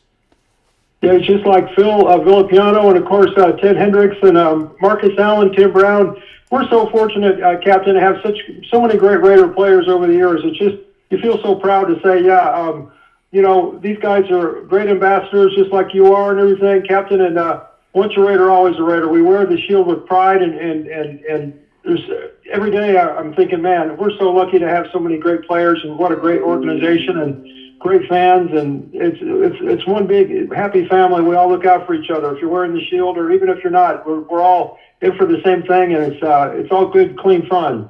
Except, and I agree with you, but there are a couple exceptions. Hey, Brad's here. Hey, kick him in the head, Ted. Thanks for coming in there, Brad, as well. There are a couple exceptions to once a Raider, always a Raider, and it's number 18. Okay, it's number 99. Because they don't ever, especially 18, who is a Hall of Famer on other teams and will be in the Hall of Fame. But when you have a commercial showing all your jerseys and not one Raider jersey is there, and then when you're in Mexico City telling Raider Nation, I am not a Raider, I never was a Raider. Well, no, you aren't. So number 18, I won't even dignify to say his name. And number 99, who lives locally here, is a butt plug, and that's being nice to call him a butt plug, okay? I won't burn 18's jersey, I won't burn 99's jersey, but they are not once a Raider, always Raider. And I said it. And Mike Shanahan kind of is sort of in that as well, but that was a thing between him and Al, and I'm willing to let bygones be bygones as long as he doesn't bring up a lot of that crap. But I agree, Steve, for the most part, you are correct, sir. One last point, Captain. What do you think about all this stuff with Spygate 2? What are your thoughts on that? Do you think there's much to do about nothing, or is there some smoke in that fire and everything about this, about the charges that Bengals saying about them being taped? But they gave the same excuse that they gave, that they're only doing it for the Patriots and they're not trying to. I think that's just a bunch of hogwash. I really think that that the Patriots are a slimy organization. They're a slimy organization. And I really wish that something would happen to them. And I can tell you how slimy they are when their owner goes to a rub and tug and gets nothing done to them, okay? And one of their defensive backs is a cocaine trafficker and still on the team. When all of these things happen, okay, and nothing gets done. For Spygate, Leathergate, Deflategate, I'm a Gate. You're a Gate. Aren't you a Gator too? And not a Florida Gator, but a Gate. Fuck the Patriots. I can't stand them. What about the snowplow incident with Don Shula out there when they had the ex-convict out there clearing a path out there? And they said you couldn't do that at that time. Well, you know what? The funny thing is that was when the other people owned the team. It wasn't a Kraft thing. I actually admired the fact that they thought enough ahead to do that. Was it cheating? Damn right it was. But you know what? They didn't fry for it. And they made that little path just so their kicker could kick the point. And Don Shula is about ready to blow his fucking mind when that happened. I tell you, it's funny. But I will give it to it. I mean, that's something that Al Davis would have done. If he had the means to do it, he would have done it. So I don't. Yeah, it's using your head, and it's using every advantage that you have. Okay. So in that respect, I don't have a problem with it. Don Shula said going to Oakland was like going to hell. Well, hey, the fact with that all the characters and all the fact that Don Shula got out of Oakland's hell means that, shut up. I know. And don't ever go to Shula's Steakhouse, because first off, the steaks are overpriced. They're not that great, and you got to pay for all your fixings as well. I mean, your potatoes are extra, your vegetables are extra. I even think the bread is extra. Don't ever go to Don Shula's Steakhouse. You got it, Captain, and God bless you, and let's go out and get a win this Sunday. And I want to wish everybody happy Kwanzaa, happy Hanukkah, Merry Christmas, and happy holidays to everybody. We're all family and friends for life, and thanks for bringing us all together, shipmate, and God bless and safe travels. All right. Thanks again, Steve. Always good hearing from you, brother. You take care. Always great talking. Take care. All right. That's Raider Houston Steve. A gentleman like me. Well, actually, he's more of a gentleman than I am, but he's a great guy, and I appreciate all the folks that we have on here. We got a good crew here, and I appreciate you coming in. If you haven't subscribed, I know that there's issues, please subscribe. If you like what you see, oh man, only 2 thumbs up? Shit, I had that at the beginning of the program. If you like what you see, please give me a thumbs up and come on over. If you're on Facebook, thanks for being there. I see Tara's here and Hector Figueroa. Thanks for being here. Ron was over there. Spanky and Johnny Chavez, Chauncey, Sean Kaufman, Mark Epperson. Oh, thanks, partner. I appreciate you. Julio, me and Julio down by the schoolyard, and everybody over there. If you're over here on Facebook, Mike Mirabella, thank you. Chris Cagnetta, good to hear. Trisha Bliss, love to you, darling. Dustin Harris, I haven't heard from you in a while. NorCal Raider Rick, Lonell Easter, G Mike, Joel Tyler, P Mac, Leo Soroy. I hope I didn't screw that up. Anyway, get over to YouTube. Get over to YouTube. Ed Winchell, how you doing, brother? What's going on? Third time is a charm, isn't it? Yeah. What's going on, brother? Well, I don't want to, excuse me, I don't want to call and harp on Carr. And everybody who is aware and listens to your programs knows how I feel about him. And God bless him. I just, in all reality, I do not think he is capable of doing what all these people expect from him. You're not going to expect it from quarterbacks that can't get the job done and can't win. And yet all of our Raider Nation thinks that he's the second coming of Jesus and he can do all this stuff, but I don't think he has the capability of doing it. That's my 2 cents. I also wanted to ask you, we all can agree that there needs to be, that the quarterback situation is very dysfunctional. And it's also unfortunate that Gruden thinks we're all mental midgets. I don't think he ever, and I don't care if he doesn't do it for the other teams to know what's going on, but he's got to know that we think he's full of shit whenever he comes on his podcast or after the game and talks, this and that, and they were a great team. I mean, we all, and Gruden would attest to this, think there needs to be some changes at quarterback. And I've heard him say that although he promoted Kaiser to number 2, he plans on starting Carr throughout the season and just see what Kaiser can do on the practice field. Now, I don't know what to say, but I can't say that I don't understand why they don't bring somebody in. Yeah, I heard one of your viewers said Peterson is better than Kaiser. I can't remember the last time Peterson played. I saw Kaiser in Green Bay, but we haven't seen either one of those guys. And now would be a great time, especially if you lose the game Sunday, which I hope they don't, that you'll be able to see what's on our side before we go out and start drafting or looking for NFL quarterbacks. And I just wanted to get your opinion on that. Well, I got you there, Ed, and I said I'm not a Carr hater. You know I'm not a Carr hater, but like I said, I know, yeah. Carr needs everything going his way.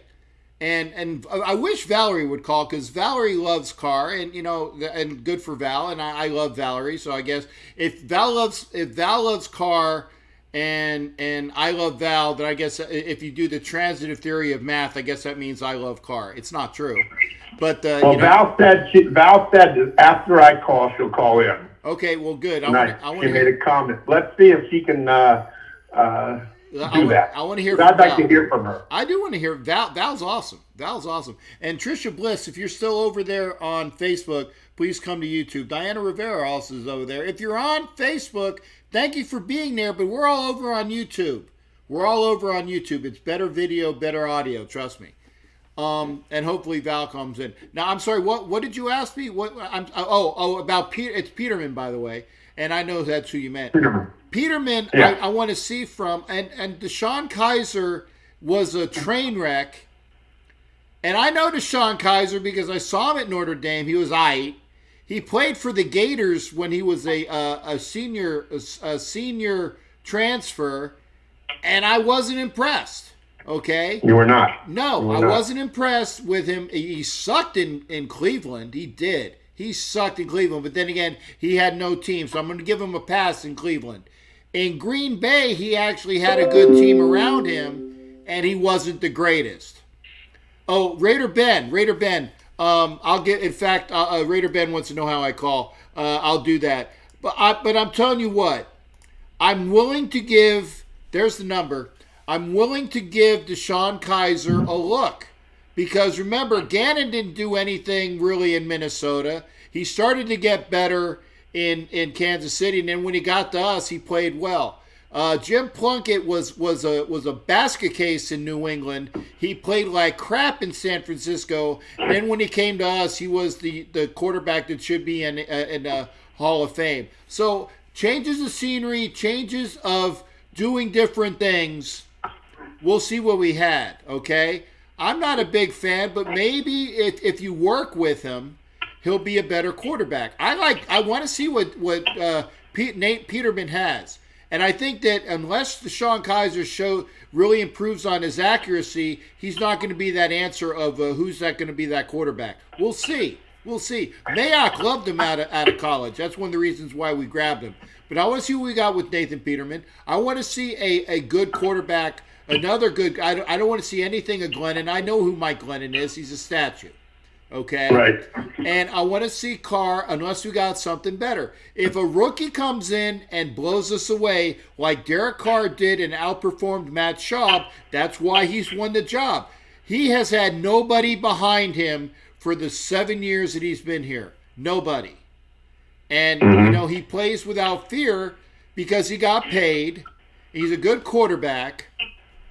And we'll see what we got. Cap, do you think looking at a quarterback for whatever reason, we should focus on the draft or look for a seasoned NFL quarterback? I think we're going to do both. I think that Nathan Peterman is going to be brought in to see. Ben. I'd love to be on your podcast as well.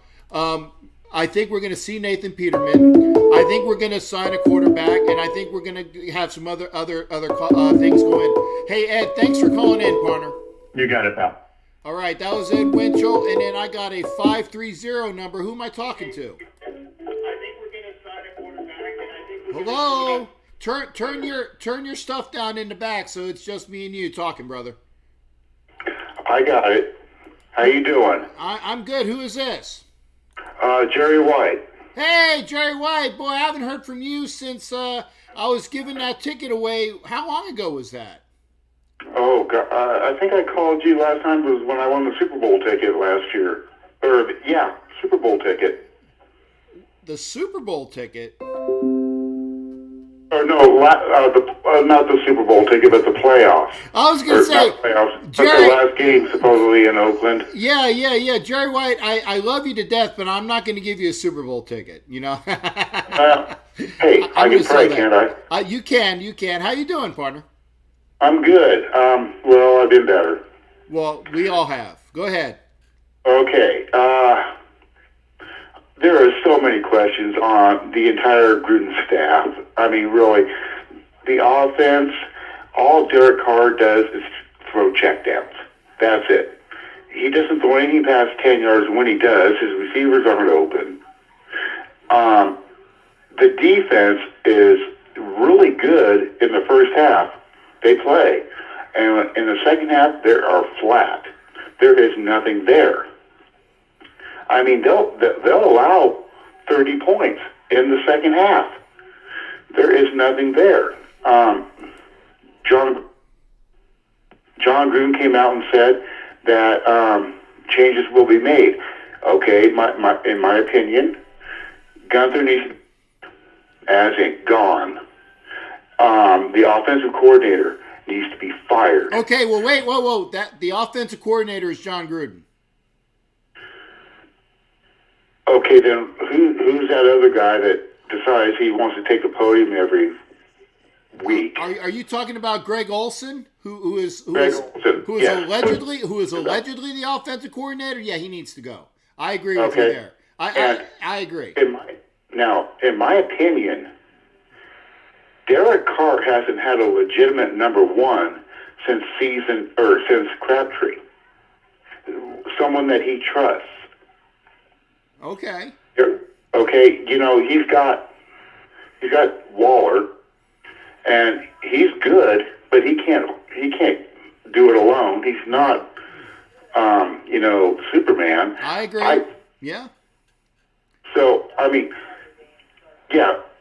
Do I agree Derek Carr's flame shot his butt? Yes, he does. Because you're right. You're absolutely right. He got paid. Okay, now time to show that you can earn the money that the Raiders have paid you. Yeah. That's my opinion. I got you. Now, I will say this, and thank you for that, Mike Sarah. Mike Sarah did a point. Do you realize that the Raiders did give up over 300 yards in the first half against the Titans, and the only reason why they were in the game was because they had that real short field on the interception, which gave them a short field. They had one long pass to Rico Gafford on blown coverage, and then they had a decent drive, okay? So it was 21-21. But they gave up 300 yards in the first half, shipmate, and they didn't play a lot better in the second. In fact, they played like shit in the second half. So they didn't play in the second half. Well, there you go. So not all of the games.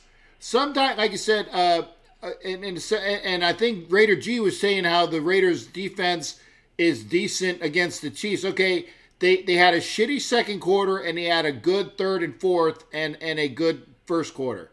So they're inconsistent, and they have no defensive transition or adjustments in my mind. Okay, and even in the Kansas City game, they should have given up a touchdown that was called back because of a penalty. So I actually looked at that. They did give up a touchdown, it just wasn't called. So go ahead, Jerry. Paul Gunther does not have that does not have that defense fired up in the second half at all. At all. They came out and they just played like they didn't know what they were doing. Yeah. And the secondary, they give up way too many yards in the deep pass. Way too many. And it's like, all I can think is, please don't let them convert this third down. Please don't let them convert this third down. And they do. And they do. And inevitably, they do. Mm-hmm. How many, I can't give you statistics. I really can't. But how many third and outs have the Raiders put up this year? They did a couple, but honestly, I think that if you add them up, I would say, and I'm not being facetious, off the top of my head, I think maybe less than 20 the entire year. I would agree with you. Yeah. If you add them all up, I think maybe less than 23 and outs the entire year. And that's piss poor. Excluding the fact, that incidents with, I can't remember his name anymore. Crabtree is a really, really great receiver. He was, but Crabtree right now, just like people are saying, well, why don't we get Crabtree? Crabtree can't get separation anymore. And he wasn't a big separation guy to begin with. He was a good route runner, and he had some speed when he was at Texas Tech and starting with the Niners. But by the time that we got to him, the reason why the Niners let him go, and by the way, we did not trade Crabtree, Ruben. We let him go. That's the difference. Yeah, okay, released. He got released. So we didn't trade him. So that's the other thing. And we didn't trade Seth Roberts. We released him. Well, I tell you, at this point, I'd love to have Seth Roberts on the team, but that goes without saying. Did he just get a touchdown? Was that Seth Roberts that got the touchdown? I'm looking. It looks like Seth Roberts.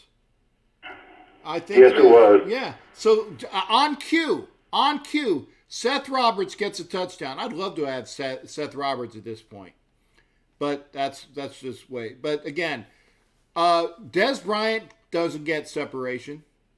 We need people that will get separation, and we let Seth Roberts go, but damn, he's playing well in Baltimore. Wouldn't you love to have Seth Roberts on your team right now? But Crabtree lasted, I think, all of 2 games in Arizona when he was on the Cardinals. They let him go real quick. Oh, the problem is with Carr. Okay, yes, I will be the first one. I'm a Derek Carr fan. I am.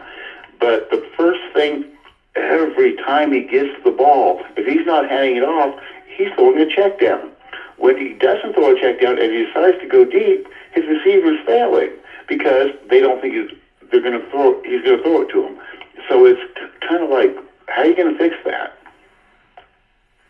Yeah, I don't know what to tell you there, Jerry. I mean, a change of scenery does people good. And Jerry Lopez, I think Jerry Lopez said this, maybe, or no, it wasn't Jerry. It was Screaming Tommy Beard. And again, I love Tommy Beard. I love Jimmy Farrell, and I love. I should have a show with just Jimmy Farrell screaming at Tommy Beard with Ed Winchell in the bullpen, ready to scream or ready to take on everybody as well, like in a tag team. That's funny. Anyway, I had a point. Shit, I forgot what my point was. Tommy Beard said that Derek Carr is going to win a Super Bowl for somebody. Okay, well that's good, but unless things change, it's not going to be us because I don't think we're going to have him beyond 2020. That's just me, and I don't think. And here's a news flash, Raider Nation. I don't think the Raiders are winning a Super Bowl in 2020. It would be not for the 2020 season. It would be nice, you know why? Because the Super Bowl is here next year. Okay, in 2021 for the 2020 season. It's in Tampa. I'm going to be around town. I'm going to be walking around, with my Captain Jack stuff. I'm going to enjoy Super Bowl week here in Tampa. I wish the Raiders were coming here for the Super Bowl, but no, it's going to be a couple years down the road. Hey, Jerry, I'm going to let you go, brother, but thanks for calling in, man. Well, thanks for letting me talk to you. I appreciate it. All right, you take care, buddy. Call in some more. Thank you. All right. That's bye. Bye. I'm sorry. I hate when I cut people. I apologize, Jerry. He did say goodbye, and I say goodbye. So that's Jerry White. Good to hear from Jerry. And it's always a good time. I'll make sure that, make sure I get everything here. Put the knockout on, and there we go. Transition line is open, 813-609-0834. Okay, Valerie, I definitely want to hear from Valerie. And again, Vicky Jin, if you're over there, Vicky, I don't know why your bell didn't ring. Come on over to YouTube. Yeah, she might be asleep. It is a little bit late. Natasha, good to see you, sweetie. And Shannon Barker, good to see you as well, honey. I appreciate everybody. Gunny Goodman is back over there on Facebook. William Bertios, thanks for watching. And yeah, Josh Jacobs is playing on Sunday. If you're on Facebook with Harold Hammer Folsom and all the other crew, and Scott Allen Jasper, who else? Sally Jackson, hey, and Raider Ricky Gonzalez. Thank you for joining me on Facebook, but please head over to YouTube. YouTube.com/C/Captain Jack Rackham Levy. While you're over there, give me a subscription, please. Give me a thumbs up, please. I'm going to check my thumbs up now. See if I got 6. That's gone up. Thank you. I appreciate that. Here. Yeah, was it thumbs up Jesus? Oh, wait, I want to make sure all, yeah, we're both at thumbs up Jesus. Thumbs up. I like that. Give me a thumbs up if you like what you see. If you don't like what you see, hey, I'm not going to force you. But it's one of those things that YouTube kind of likes to see. I'm hoping we are over 500 subscriptions. I think we're at 519. I'm not going to refresh. But we were at like 519. Tell people about the show. I enjoy the show. I enjoy talking to people. I know that, who was it? It was like Raider Ben. Raider Ben I'd like to hear from. And Batter and Bratter?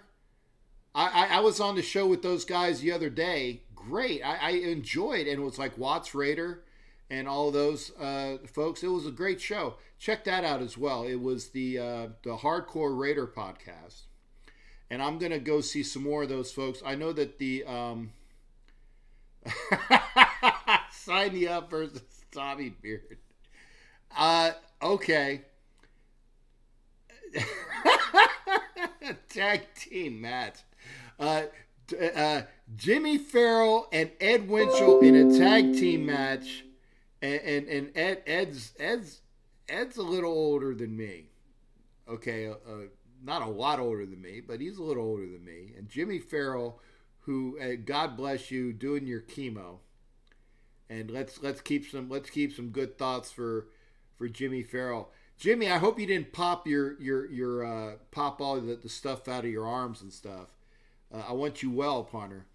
But Jimmy Farrell and Ed Winchell in a tag team match versus Tommy Beard. And Tommy Beard's 6'6". He's a big boy. So, late in London. All right, 3:40 and it's voting day for, hey, Ron Ramus. Thanks for coming in, man. You got, what is it, Boris. Who's Boris running against? Now, is Boris Labor? Is he the Labor Party or is he a Whig? I know that there's different parties for there's the Labor, then there's the Conservatives, and Ron Ramus, if you can comment in, who's going to win? I don't need Ed for a tag team. 6'9". Okay. Oh, okay. Then he's bigger than I thought. West Virginia Raider Nation. Okay. No, he's conservative. Okay, so there's the Tories and the Whigs and the Conservatives and all the other thing. I don't condone violence. Non-violent. It would be a tag team match of verbal. Okay. Not violence, okay? No violence. I try to, and this is for me, okay? Me, Ed, Tommy, Newcap, all in the same phone line. I would like that, Jimmy Farrell, but here's the thing. I wouldn't get a word in because it'd be you screaming at Tommy, Tommy screaming at you, Ed Winchell occasionally popping in, and you know what I would be doing? I'd be nodding my head because I wouldn't get a word in. That's why I like to try to be a mediator. Boris is with the bad wig party. All right, Matt Marinovich. Labor is losing. England going to be blue. Is that a good thing, Ron Ramus? Blue. What's blue? So, okay, Boris is with the wig party. Captain, you can be Vince McMahon. I wish I had a tenth of the money that Vince McMahon had. Oh, by the way, because I got a little bit of time, I got some news on the room. On Wednesday the 18th and Thursday the 19th, the interior designer is coming in. So on Wednesday and the Thursday, he's one of Trump's people. Who's one of Trump's people? Ron, who's going to win? Is it Boris? By the way, Ron, if you haven't seen the Saturday Night Live episode, and I used to not watch Saturday Night Live because they were so damn left-wing. It was awful. But recently, they've gotten their humor back. And even though they bash our president, at least a lot of the other people, it's decent humor. But they had James Corden playing Boris. They had Jimmy Fallon playing Pierre Trudeau, I'm showing my age, Justin Trudeau, who's Pierre's son. And then they had what's his nose playing Macron. What's the guy's name? Not Paul Reiser. Paul Rudd. So Paul, and it was funny. It was funny. And then what's her nose was Angela Merkel. I give them their due on the, they still slam, they're still too very left wing, but they gotten a lot funnier. I think the writers have gotten a lot better, which is good. Eddie Murphy is hosting. Oh, I can't wait to see that. We're really we're really off the subject. It's 10:44 on the East Coast, and thank you for joining me. Louis Calvo, Camo, I saw you on TV with Kathy on that crowd shot. So hopefully I can get down there. And see you guys. And I love the English. Ron Ramos, again, great. Yeah, I love the English and the fact that they put use, humor. And I'm not knocking you, brother. I'm not. I love the accent. I love listening to my English brethren, so that's not a slam. I'm not making fun of you either. Because you speak the proper King's English, and that's awesome. That's why British guys, when they come over here, they get a lot of tail from the ladies, because the ladies just love to listen to the accent. Anyway, if Val is still on, she might be asleep. I got to talk to Val. So Val, you got to call in. I love hearing from you. And flavor, yeah, that's right, humor and flavor. Line is open, 813-699-0834. We've heard from Ed. We've heard from Jimmy Farrell twice, actually. Who else did we hear from? We heard from Tommy. 6-9. Okay, so who else has been there?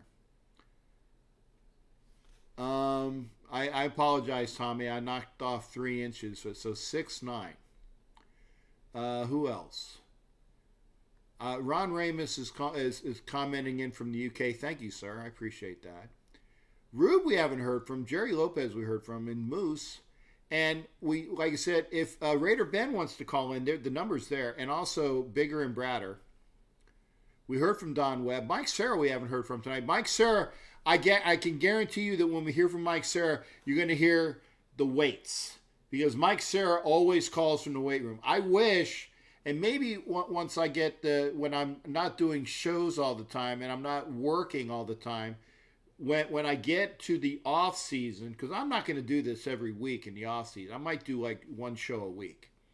I'm actually going to get my ass out there, and when the room is done, and I got the other room that has my treadmill, and if I get the TV installed, I'll have the treadmill and I'll have my weight bench, and I'll do some working out, because I got to get rid of this. I got to get healthy for folks. I want to be alive and kicking for a little bit.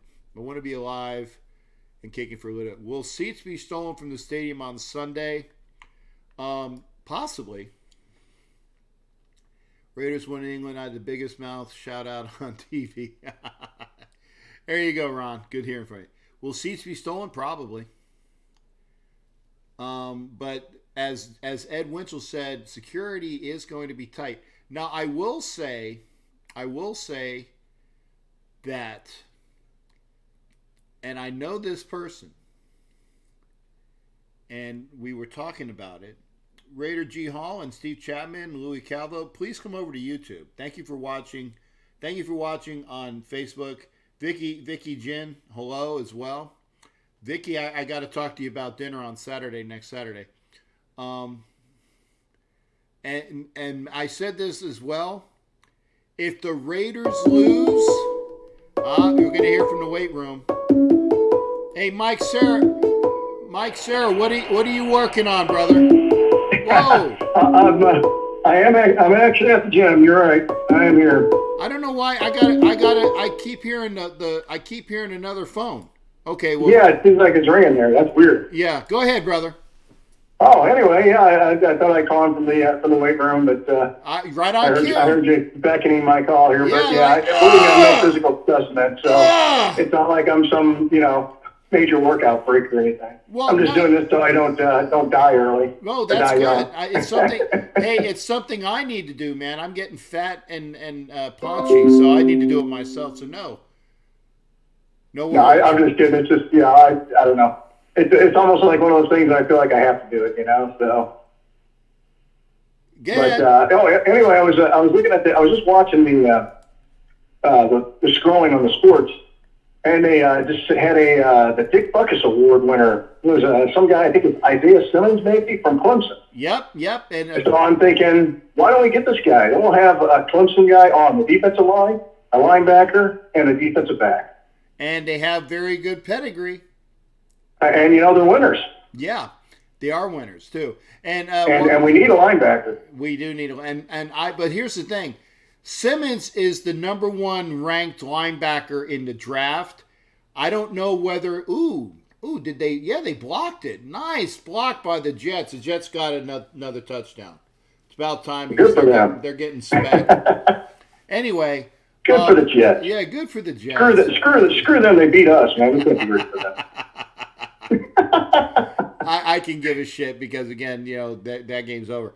But Simmons, yeah. Simmons is the number 1 linebacker coming out of college, and I don't know whether he's going to last until we pick. So if we want him, we're going to probably have to go up to get him. And I don't know if Mayock is one to trade up. Now, granted, he's only been with us for 1 draft. I don't know.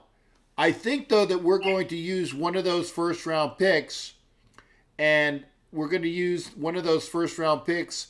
We're going to trade back one of those first-round picks for a second-round pick. And get Jalen Hurts. Maybe. Possibly. Maybe. If he's around for the second round. If he's around. I'd like to see Jalen Hurts, but I don't know. There's going to be a quarterback that the scouts like that will be a surprise good pick in the second round, kind of like Derek Carr. And he was around in the second round, and the Raiders got him, and they've done well with him. Okay, again, I'm not Carr. Who was talking about some guy from Utah, the quarterback from Utah? Is that the guy you were talking about? I like it was Huntley, and I when I was watching Utah play Oregon, and like I said, Ed Winchell was texting me on the phone. I liked what I saw.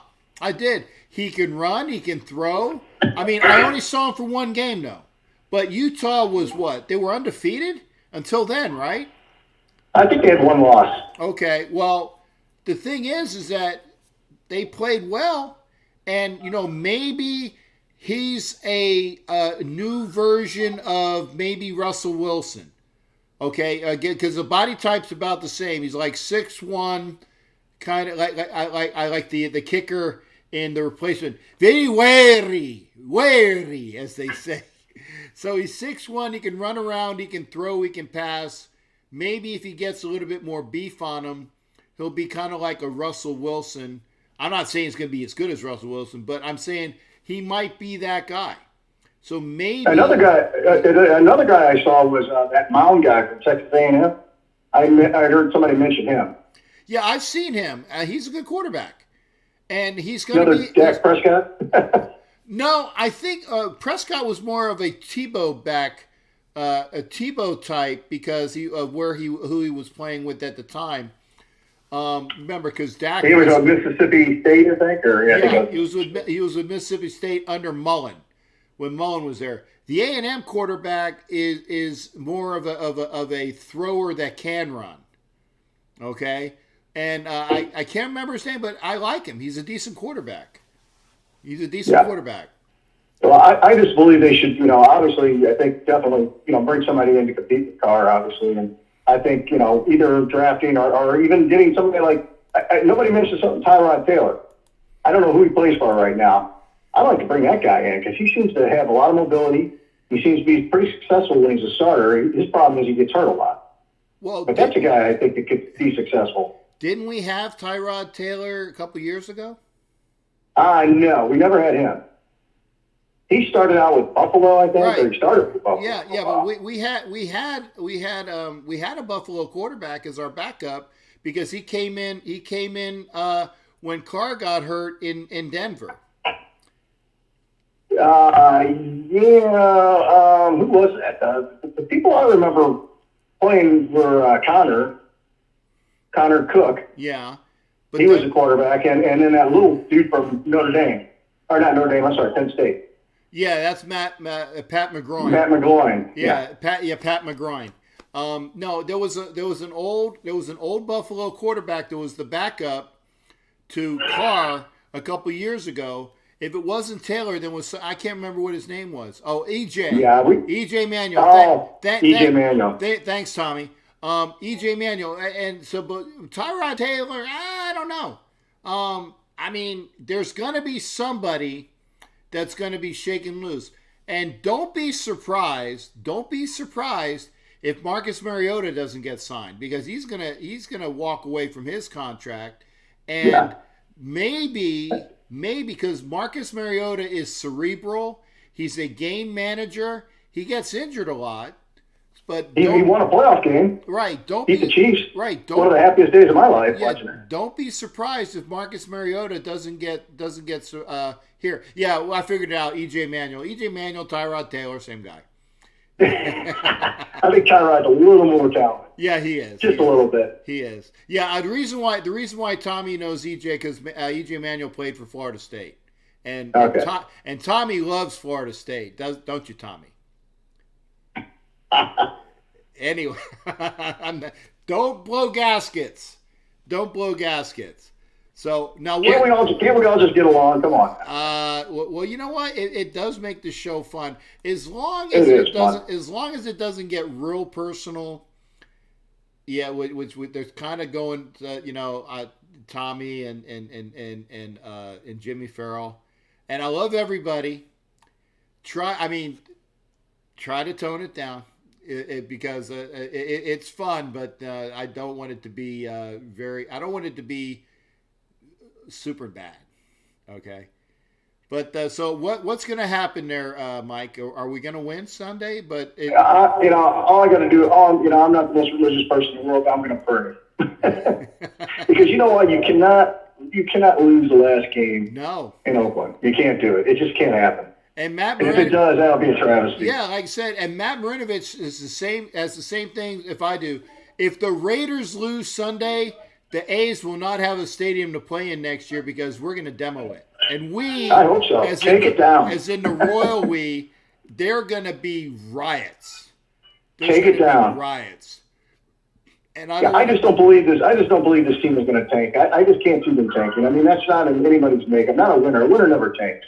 You can't have that happen. Yeah, I don't think. I think that it'll be a good way to close out the Coliseum, and I think we're going to go out on a W. And Mike, hey, always good hearing from you, brother. Thanks for calling in. Yeah, definitely bring home a winner this time around. We need it. I hope so. And like I said, don't work too hard in the weight room and do an extra 12 reps for me. Will do. Take care. All right. Thanks again, Mike. All right. All right, that's Mike Sarah calling in from Misery. And we are almost at 11 o'clock, which means we are almost up at 2 hours. And, well, technically we are on 2 hours because, remember, I did the pre-stream a little bit earlier. I thought so. Ruben, you are my last caller of the evening. How you doing, brother? Take care.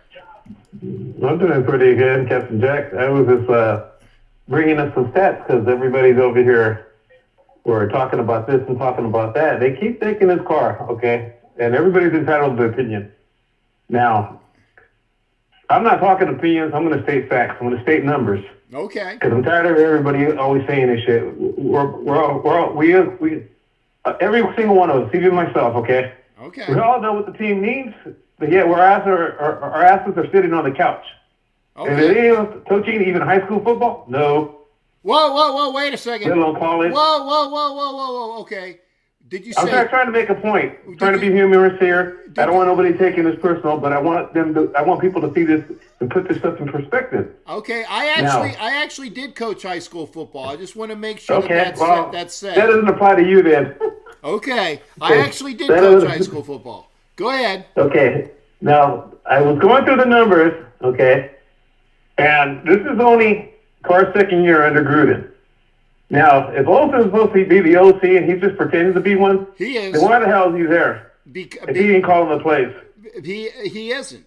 And like I said, if he is calling the plays and they're going through Gruden, like he'll call a play and then Gruden changes it, well then okay, what's Gruden doing? He's doing what Al Davis used to do from the booth, except he's doing it right on the sideline. Do you believe because that isn't working? Ruben, wait a second. Do you really believe that Al Davis was calling plays from the booth? No. He might have been calling defenses from up there, but he wasn't doing anything on offense. Al Davis. Well, I don't know at what point he stopped doing that when he got old. Wait a second. Al Davis, when he meddled on defense. So if you remember these things, he meddled with the defense. That's why he always would have these people come in and he would pick their brains for offensive stuff. He didn't meddle on offense, really. He meddled on defense. I'm getting the record straight. Go ahead, sir. Okay. 2016. Okay, this is the season we make the playoffs. Carr goes down in week 16 against the Colts. He doesn't take a playoff snap. We had Matt McGloin. That was the backup. He gets hurt as soon as he got in there. And Connor, you had the kid Connor. Right. Connor took over. Didn't do really nothing. Now, I didn't add those points, okay, for the season. This is what we did on offense, okay? Uh-huh. The offense scored 410 points. The defense gave up 316. That's a lot of points, even though we made the playoffs. You want to have a good defense winning the Super Bowl? You better give up less than 316 points. I'll tell you that much. Because in those games, we had a lot of comebacks in that season. Right. And why? Because we had a good offense. Right. Because they were calling plays. And who was our offense? We didn't have a bunch of baller. Who was our offensive coordinator? Who was our offensive coordinator? Wait a second. Who was our offensive coordinator then? Musgrave. There you go. Okay. And Del Rio. Okay, but here's the thing. Carr sucks. Okay. He didn't suck with them two, with him and Del Rio. He was first in the AFC with 234 completions. Okay. He was first in the AFC with 17 touchdowns. Uh-huh. He was 93.9 passing rating, second in the AFC. Uh-huh. He was third in the AFC for passing yards with 2,505 yards, okay? Okay. Now, we got rid of Crabtree. Okay, wait a second. Now, Ruben, I love talking with you, but when I interject, please allow me to interject on points, okay? Okay, go ahead. Okay. We had a great offensive line in 2016. We had a decent running game. We had receivers that could throw. But you have to have a good offensive line if you have those kind of numbers putting up. The Raiders were actually a 7-9, 6-10 team that went 12-4 because Derek Carr pulled about 8 games out of his ass.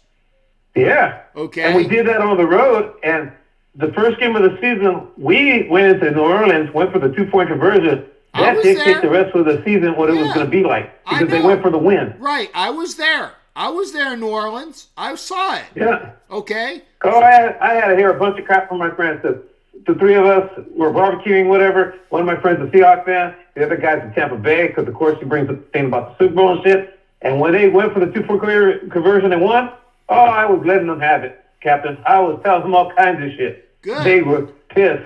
And the only thing I didn't do was bet them. I should have bet both of them. And they would have lost their asses because they won that game. Okay, go to the next year, though. So Carr gets in 2016. He gets the team to the playoffs, doesn't take them to the playoffs because of the injury. What has he done? And again, I'm telling you, Ruben, I'm not a Carr basher. I'm not. But what has he done since 2016 since he got injured? Look what playbook he's working with. That's an excuse. If he's no, it's not an excuse because what they're putting on the field, okay? Gruden's supposed to be a quarterback coach, okay? He's supposed to be doing good with Carr. Carr's supposed to be thriving under him. But that hasn't happened. Okay. And why hasn't that happened? Let me ask a question. Is it Gruden's play calling or is it Carr's decision making? It's probably a combination of both, but the receivers are not getting open. Thank you. It's a combination of both. Okay? See, and this is the thing. You said about separation, okay. Maybe Crabtree wasn't getting separation like he used to. Well, which is why he's not young, he's getting old. Exactly, which but is he was why still getting but he was still getting the job done. No, I disagree. I disagree. Crabtree was a cancer in the locker room and he the numbers don't lie. Wait a second. In that year. Whoa! I'm not talking 2016. I'm talking to when he was let go. Crabtree was a cancer in the locker room, and I got that on very good grounds. Not somebody blowing smoke. But the thing is that he outlived his usefulness. He no longer gets separation, which is why the Ravens let him go, and which is why the Cardinals let him go. He's not that receiver anymore. Go ahead. Well, he did the job when he was with us. Why they let him go? That's a coaching decision right there. Because he was no longer that receiver, Ruben, and he was a locker room cancer. That's why he was let go. Go ahead. Well, I know him getting in that fight didn't help the situation. Nope. Definitely didn't. That's the thing. You know, I'm like, we're Raider fans. I'm like, wait a minute. When was a Raider player supposed to back down from a fight? Isn't that the makeup of the team's franchise when we go soft here all of a sudden? Yeah, I mean, I'm with him on that. I mean, Aqib Talib was a puss. Okay, I agree. And I have no problem with that. The problem was that he put himself above the team.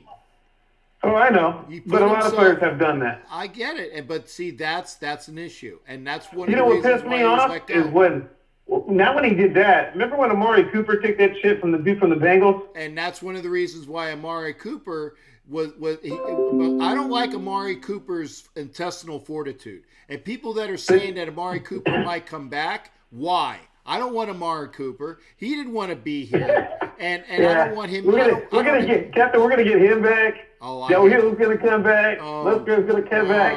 These guys are gonna come back. You're smoking. All this wishful thinking. Yeah, I was gonna say it ain't happening. I know they're smoking some good shit. I wish they would give me some. Maybe I can see what they're seeing. Maybe I'm missing something here. Ruben, go on.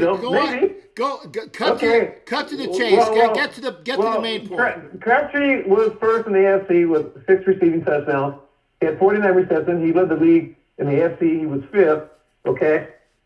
Our offensive line, they were first in the NFL. They only allowed 11 sacks. Okay. They were first in the NFL. Ruben, you're talking 2016, right? I know, but that's the thing. I'm trying to make a comparison with the playbook we have now versus the playbook that we had then. Then make it. But cut to the chase, man. 2016 is 3 years ago. It's a generation ago. As far as things, it's a generation ago. It's a different Derek Carr. It's a different playbook. It's a different set of personnel on offense, and it's different personnel on defense. Things ain't happening. Do you think the players are not buying into his playbook? And when they stopped buying into it, was it after the Bears game? No, I think that actually, and I know this is going to piss some people off. I think that maybe this offense is not buying into Derek Carr anymore because when he threw that ball away, Did you see the expressions on everybody's face? Did you see? Oh, I know. Because because they were pissed off at Carr. And if you lose people like that, and you're the quarterback, you're supposed to be the leader of the team. And again, I quantify this. I am not a Carr hater. I like Derek Carr. He's the best the thing we opening have. to the left, it was open for him to run. 55 was there. I think he would have probably got stopped short. It would have been a hit-on collision if he would have made a touchdown. Well, here's the thing. I think he should have ran to the left like he was going in, and maybe one of those receivers might have broken free. But instead, well, if the guy would have came in at him, then what was it, Washington on his left side, or was that Rashad? Somebody. It was Washington, huh? Yeah. Somebody would have broken free. Okay, he would have been open. Right. And what did Derek do? He threw it in the ground. Well, he kept going to the right. Hey, I remember a guy by the name of Fran Tarkenton that would go left, right, around, and through people, and would continue to run around until he either was above the line of scrimmage and was running a positive yardage, or he would crisscross like this. Now, I'm not saying that Derek Carr is like Fran Tarkenton, and if you guys don't know who Fran Tarkenton is, then you might want to look him up. But the point Are you talking about the Vikings? Yeah, but I'm talking about you run until there is nothing else to do. See, that play right there kind of reminded me of what Cam Newton did in the Super Bowl. Remember when it fumbled and he really make an attempt to go after the ball? Like he went, but then he was like, and he backed away from it. I was like, oh, they're not going to win. You can't play the game that way and think you're going to win. You got to give it your all. You got to throw your body out there and get that ball. He didn't do that. Right. And now, given what the score was, what was it, 21-42 at the same time? At the time of that play? Okay, he risks it. He goes in there. Even if he makes a touchdown, he might get hurt, he might not. But you make a touchdown. You're still getting your ass beat. You're not going to win the football game. I know what people are saying because of the effort. But you need he threw the ball on the ground. You need to make a statement to your team. Oh, I know. You need to make a statement to your team. And Rube, have one more good point because I need to go. How many good plays he has in that playbook, though, Gruden has, when we're in the goal line? Because we've been in the red zone a lot this year. But we don't capitalize when we get down there. We're not making touchdowns.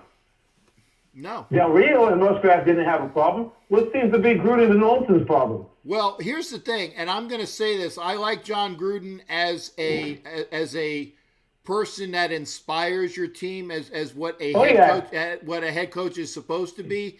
But I want Jay Gruden as my offensive coordinator, and I want him to actually call the effing plays. Okay? Do you think that's going to happen, though? You think we're going to get him? Yeah, I think we are. Okay, if we get him, is his brother going to let him do his job? That I don't know. I really think that Jay Gruden's going to be on staff next year. I do think that, okay? Because I don't think anybody else is going to hire him, especially as a head coach. Somebody might hire him as an OC. Somebody might hire him as an OC. Who was our offensive coordinator? Do you remember? What? When Tom Flores was the head coach of the Oakland Raiders, who was the offensive coordinator? Do you remember? Wow. No, I don't. Because I have to look that up. Yeah, I mean, I don't even remember. Because remember, one of his 2 Super Bowls, we went on a wild card, and we were the first team to do that. Right. To win the Super Bowl. Right. I don't remember who the OC. I remember Charlie Sumner was our defensive coordinator. Yeah. I don't remember who our offensive coordinator was. Maybe somebody can chime in with that. Ed Winchell might know because he's old like me, and I say that with respect, Ed. I don't remember who our offensive coordinator was. I think this game, because the last game in Oakland, is going to be like when we won our first game in Kansas City. Remember that season when we were losing? And that was our first win. It was a Thursday night game. I know because I was there. I was in the stadium. I filmed it. It's on my Facebook. It was pouring rain, and Murray broke for that 90-yard touchdown. Third longest in Raiders history. And that was our first game against Kansas City.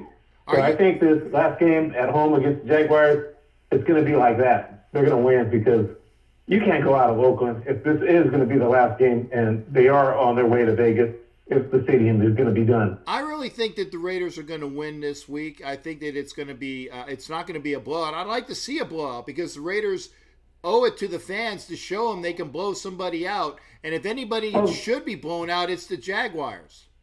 Yeah, they activated Rico Gafford. I mean, I know that was a blown coverage, but you have him in there now.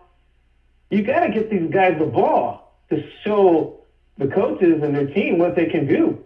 I agree. But if you're calling plays where, your plays are so simple that the defense, even if it's the sorriest defense we're going up against, and these guys can't get separation, come on, man. What's going on here? Hey, are they not Rube, doing their lap, Rube, hitting the gym? Rube, I've let you on for 15 minutes, man. I'm gonna cut the show, partner. But thanks for. Okay, I just it's the playbook. But you're right. I agree with you. It's a combination of both. It's gotta be. It's a combination of both. Hey, always good hearing from you, Rube. Thanks for being there. And hey, you talk a lot. Get more people to sign up. Okay. I tell them, but some people don't like listening to these kind of shows. And it's because they watch the game, but they don't really know the stats or the plays, and that's part of the reason probably why they don't tune in. Okay, I don't know what it is. You can't make nobody. You can tell them. I got you. You can't force them. Okay. Hey, by the way, Ruben, it was Tom Walsh. Thanks, Matt Marinovich. So there you go. Okay, he's not. Yeah. Okay. Hey, thanks again, Ruben. You take care, partner. You too. Go Raiders. Go Raiders. That was Ruben, and as I said, people, that was my last call. I don't know why my outro music ain't playing, but we've been on for over 2 hours. So I appreciate everybody watching. If you liked what you see, please on the way out give me a thumbs up. I appreciate if you can do that. And again, I like what Mr. Wombat said. He said stats don't equate to wins, which is true. And, again, I'm not bashing Carr. He's the best thing we have right now. But we need to see some more. We need to see the Derek Carr of 2016 that played with reckless abandon, that threw those what do you call it? Those pinpoint passes and threw people open and just wasn't so scared. And that's what I want to see. So until I see that, again, not bashing Carr, because if you don't have somebody that's better, don't get rid of him. And no, I don't want Cam Newton either. Thanks again, everybody. We will see you after the game Sunday. When I get back to my hotel, I'll do a show. Thank you for being here. Thank you for getting everybody involved. Appreciate you guys. Give me some thumbs up. Get more people in here. Get more people to subscribe. It's great. We'll see you next time. Always a pleasure. Yeah, Greater Nation. Let's get that win on Sunday to close out the Coliseum the way it should. Thank you. We'll see you Sunday after the game. Take care.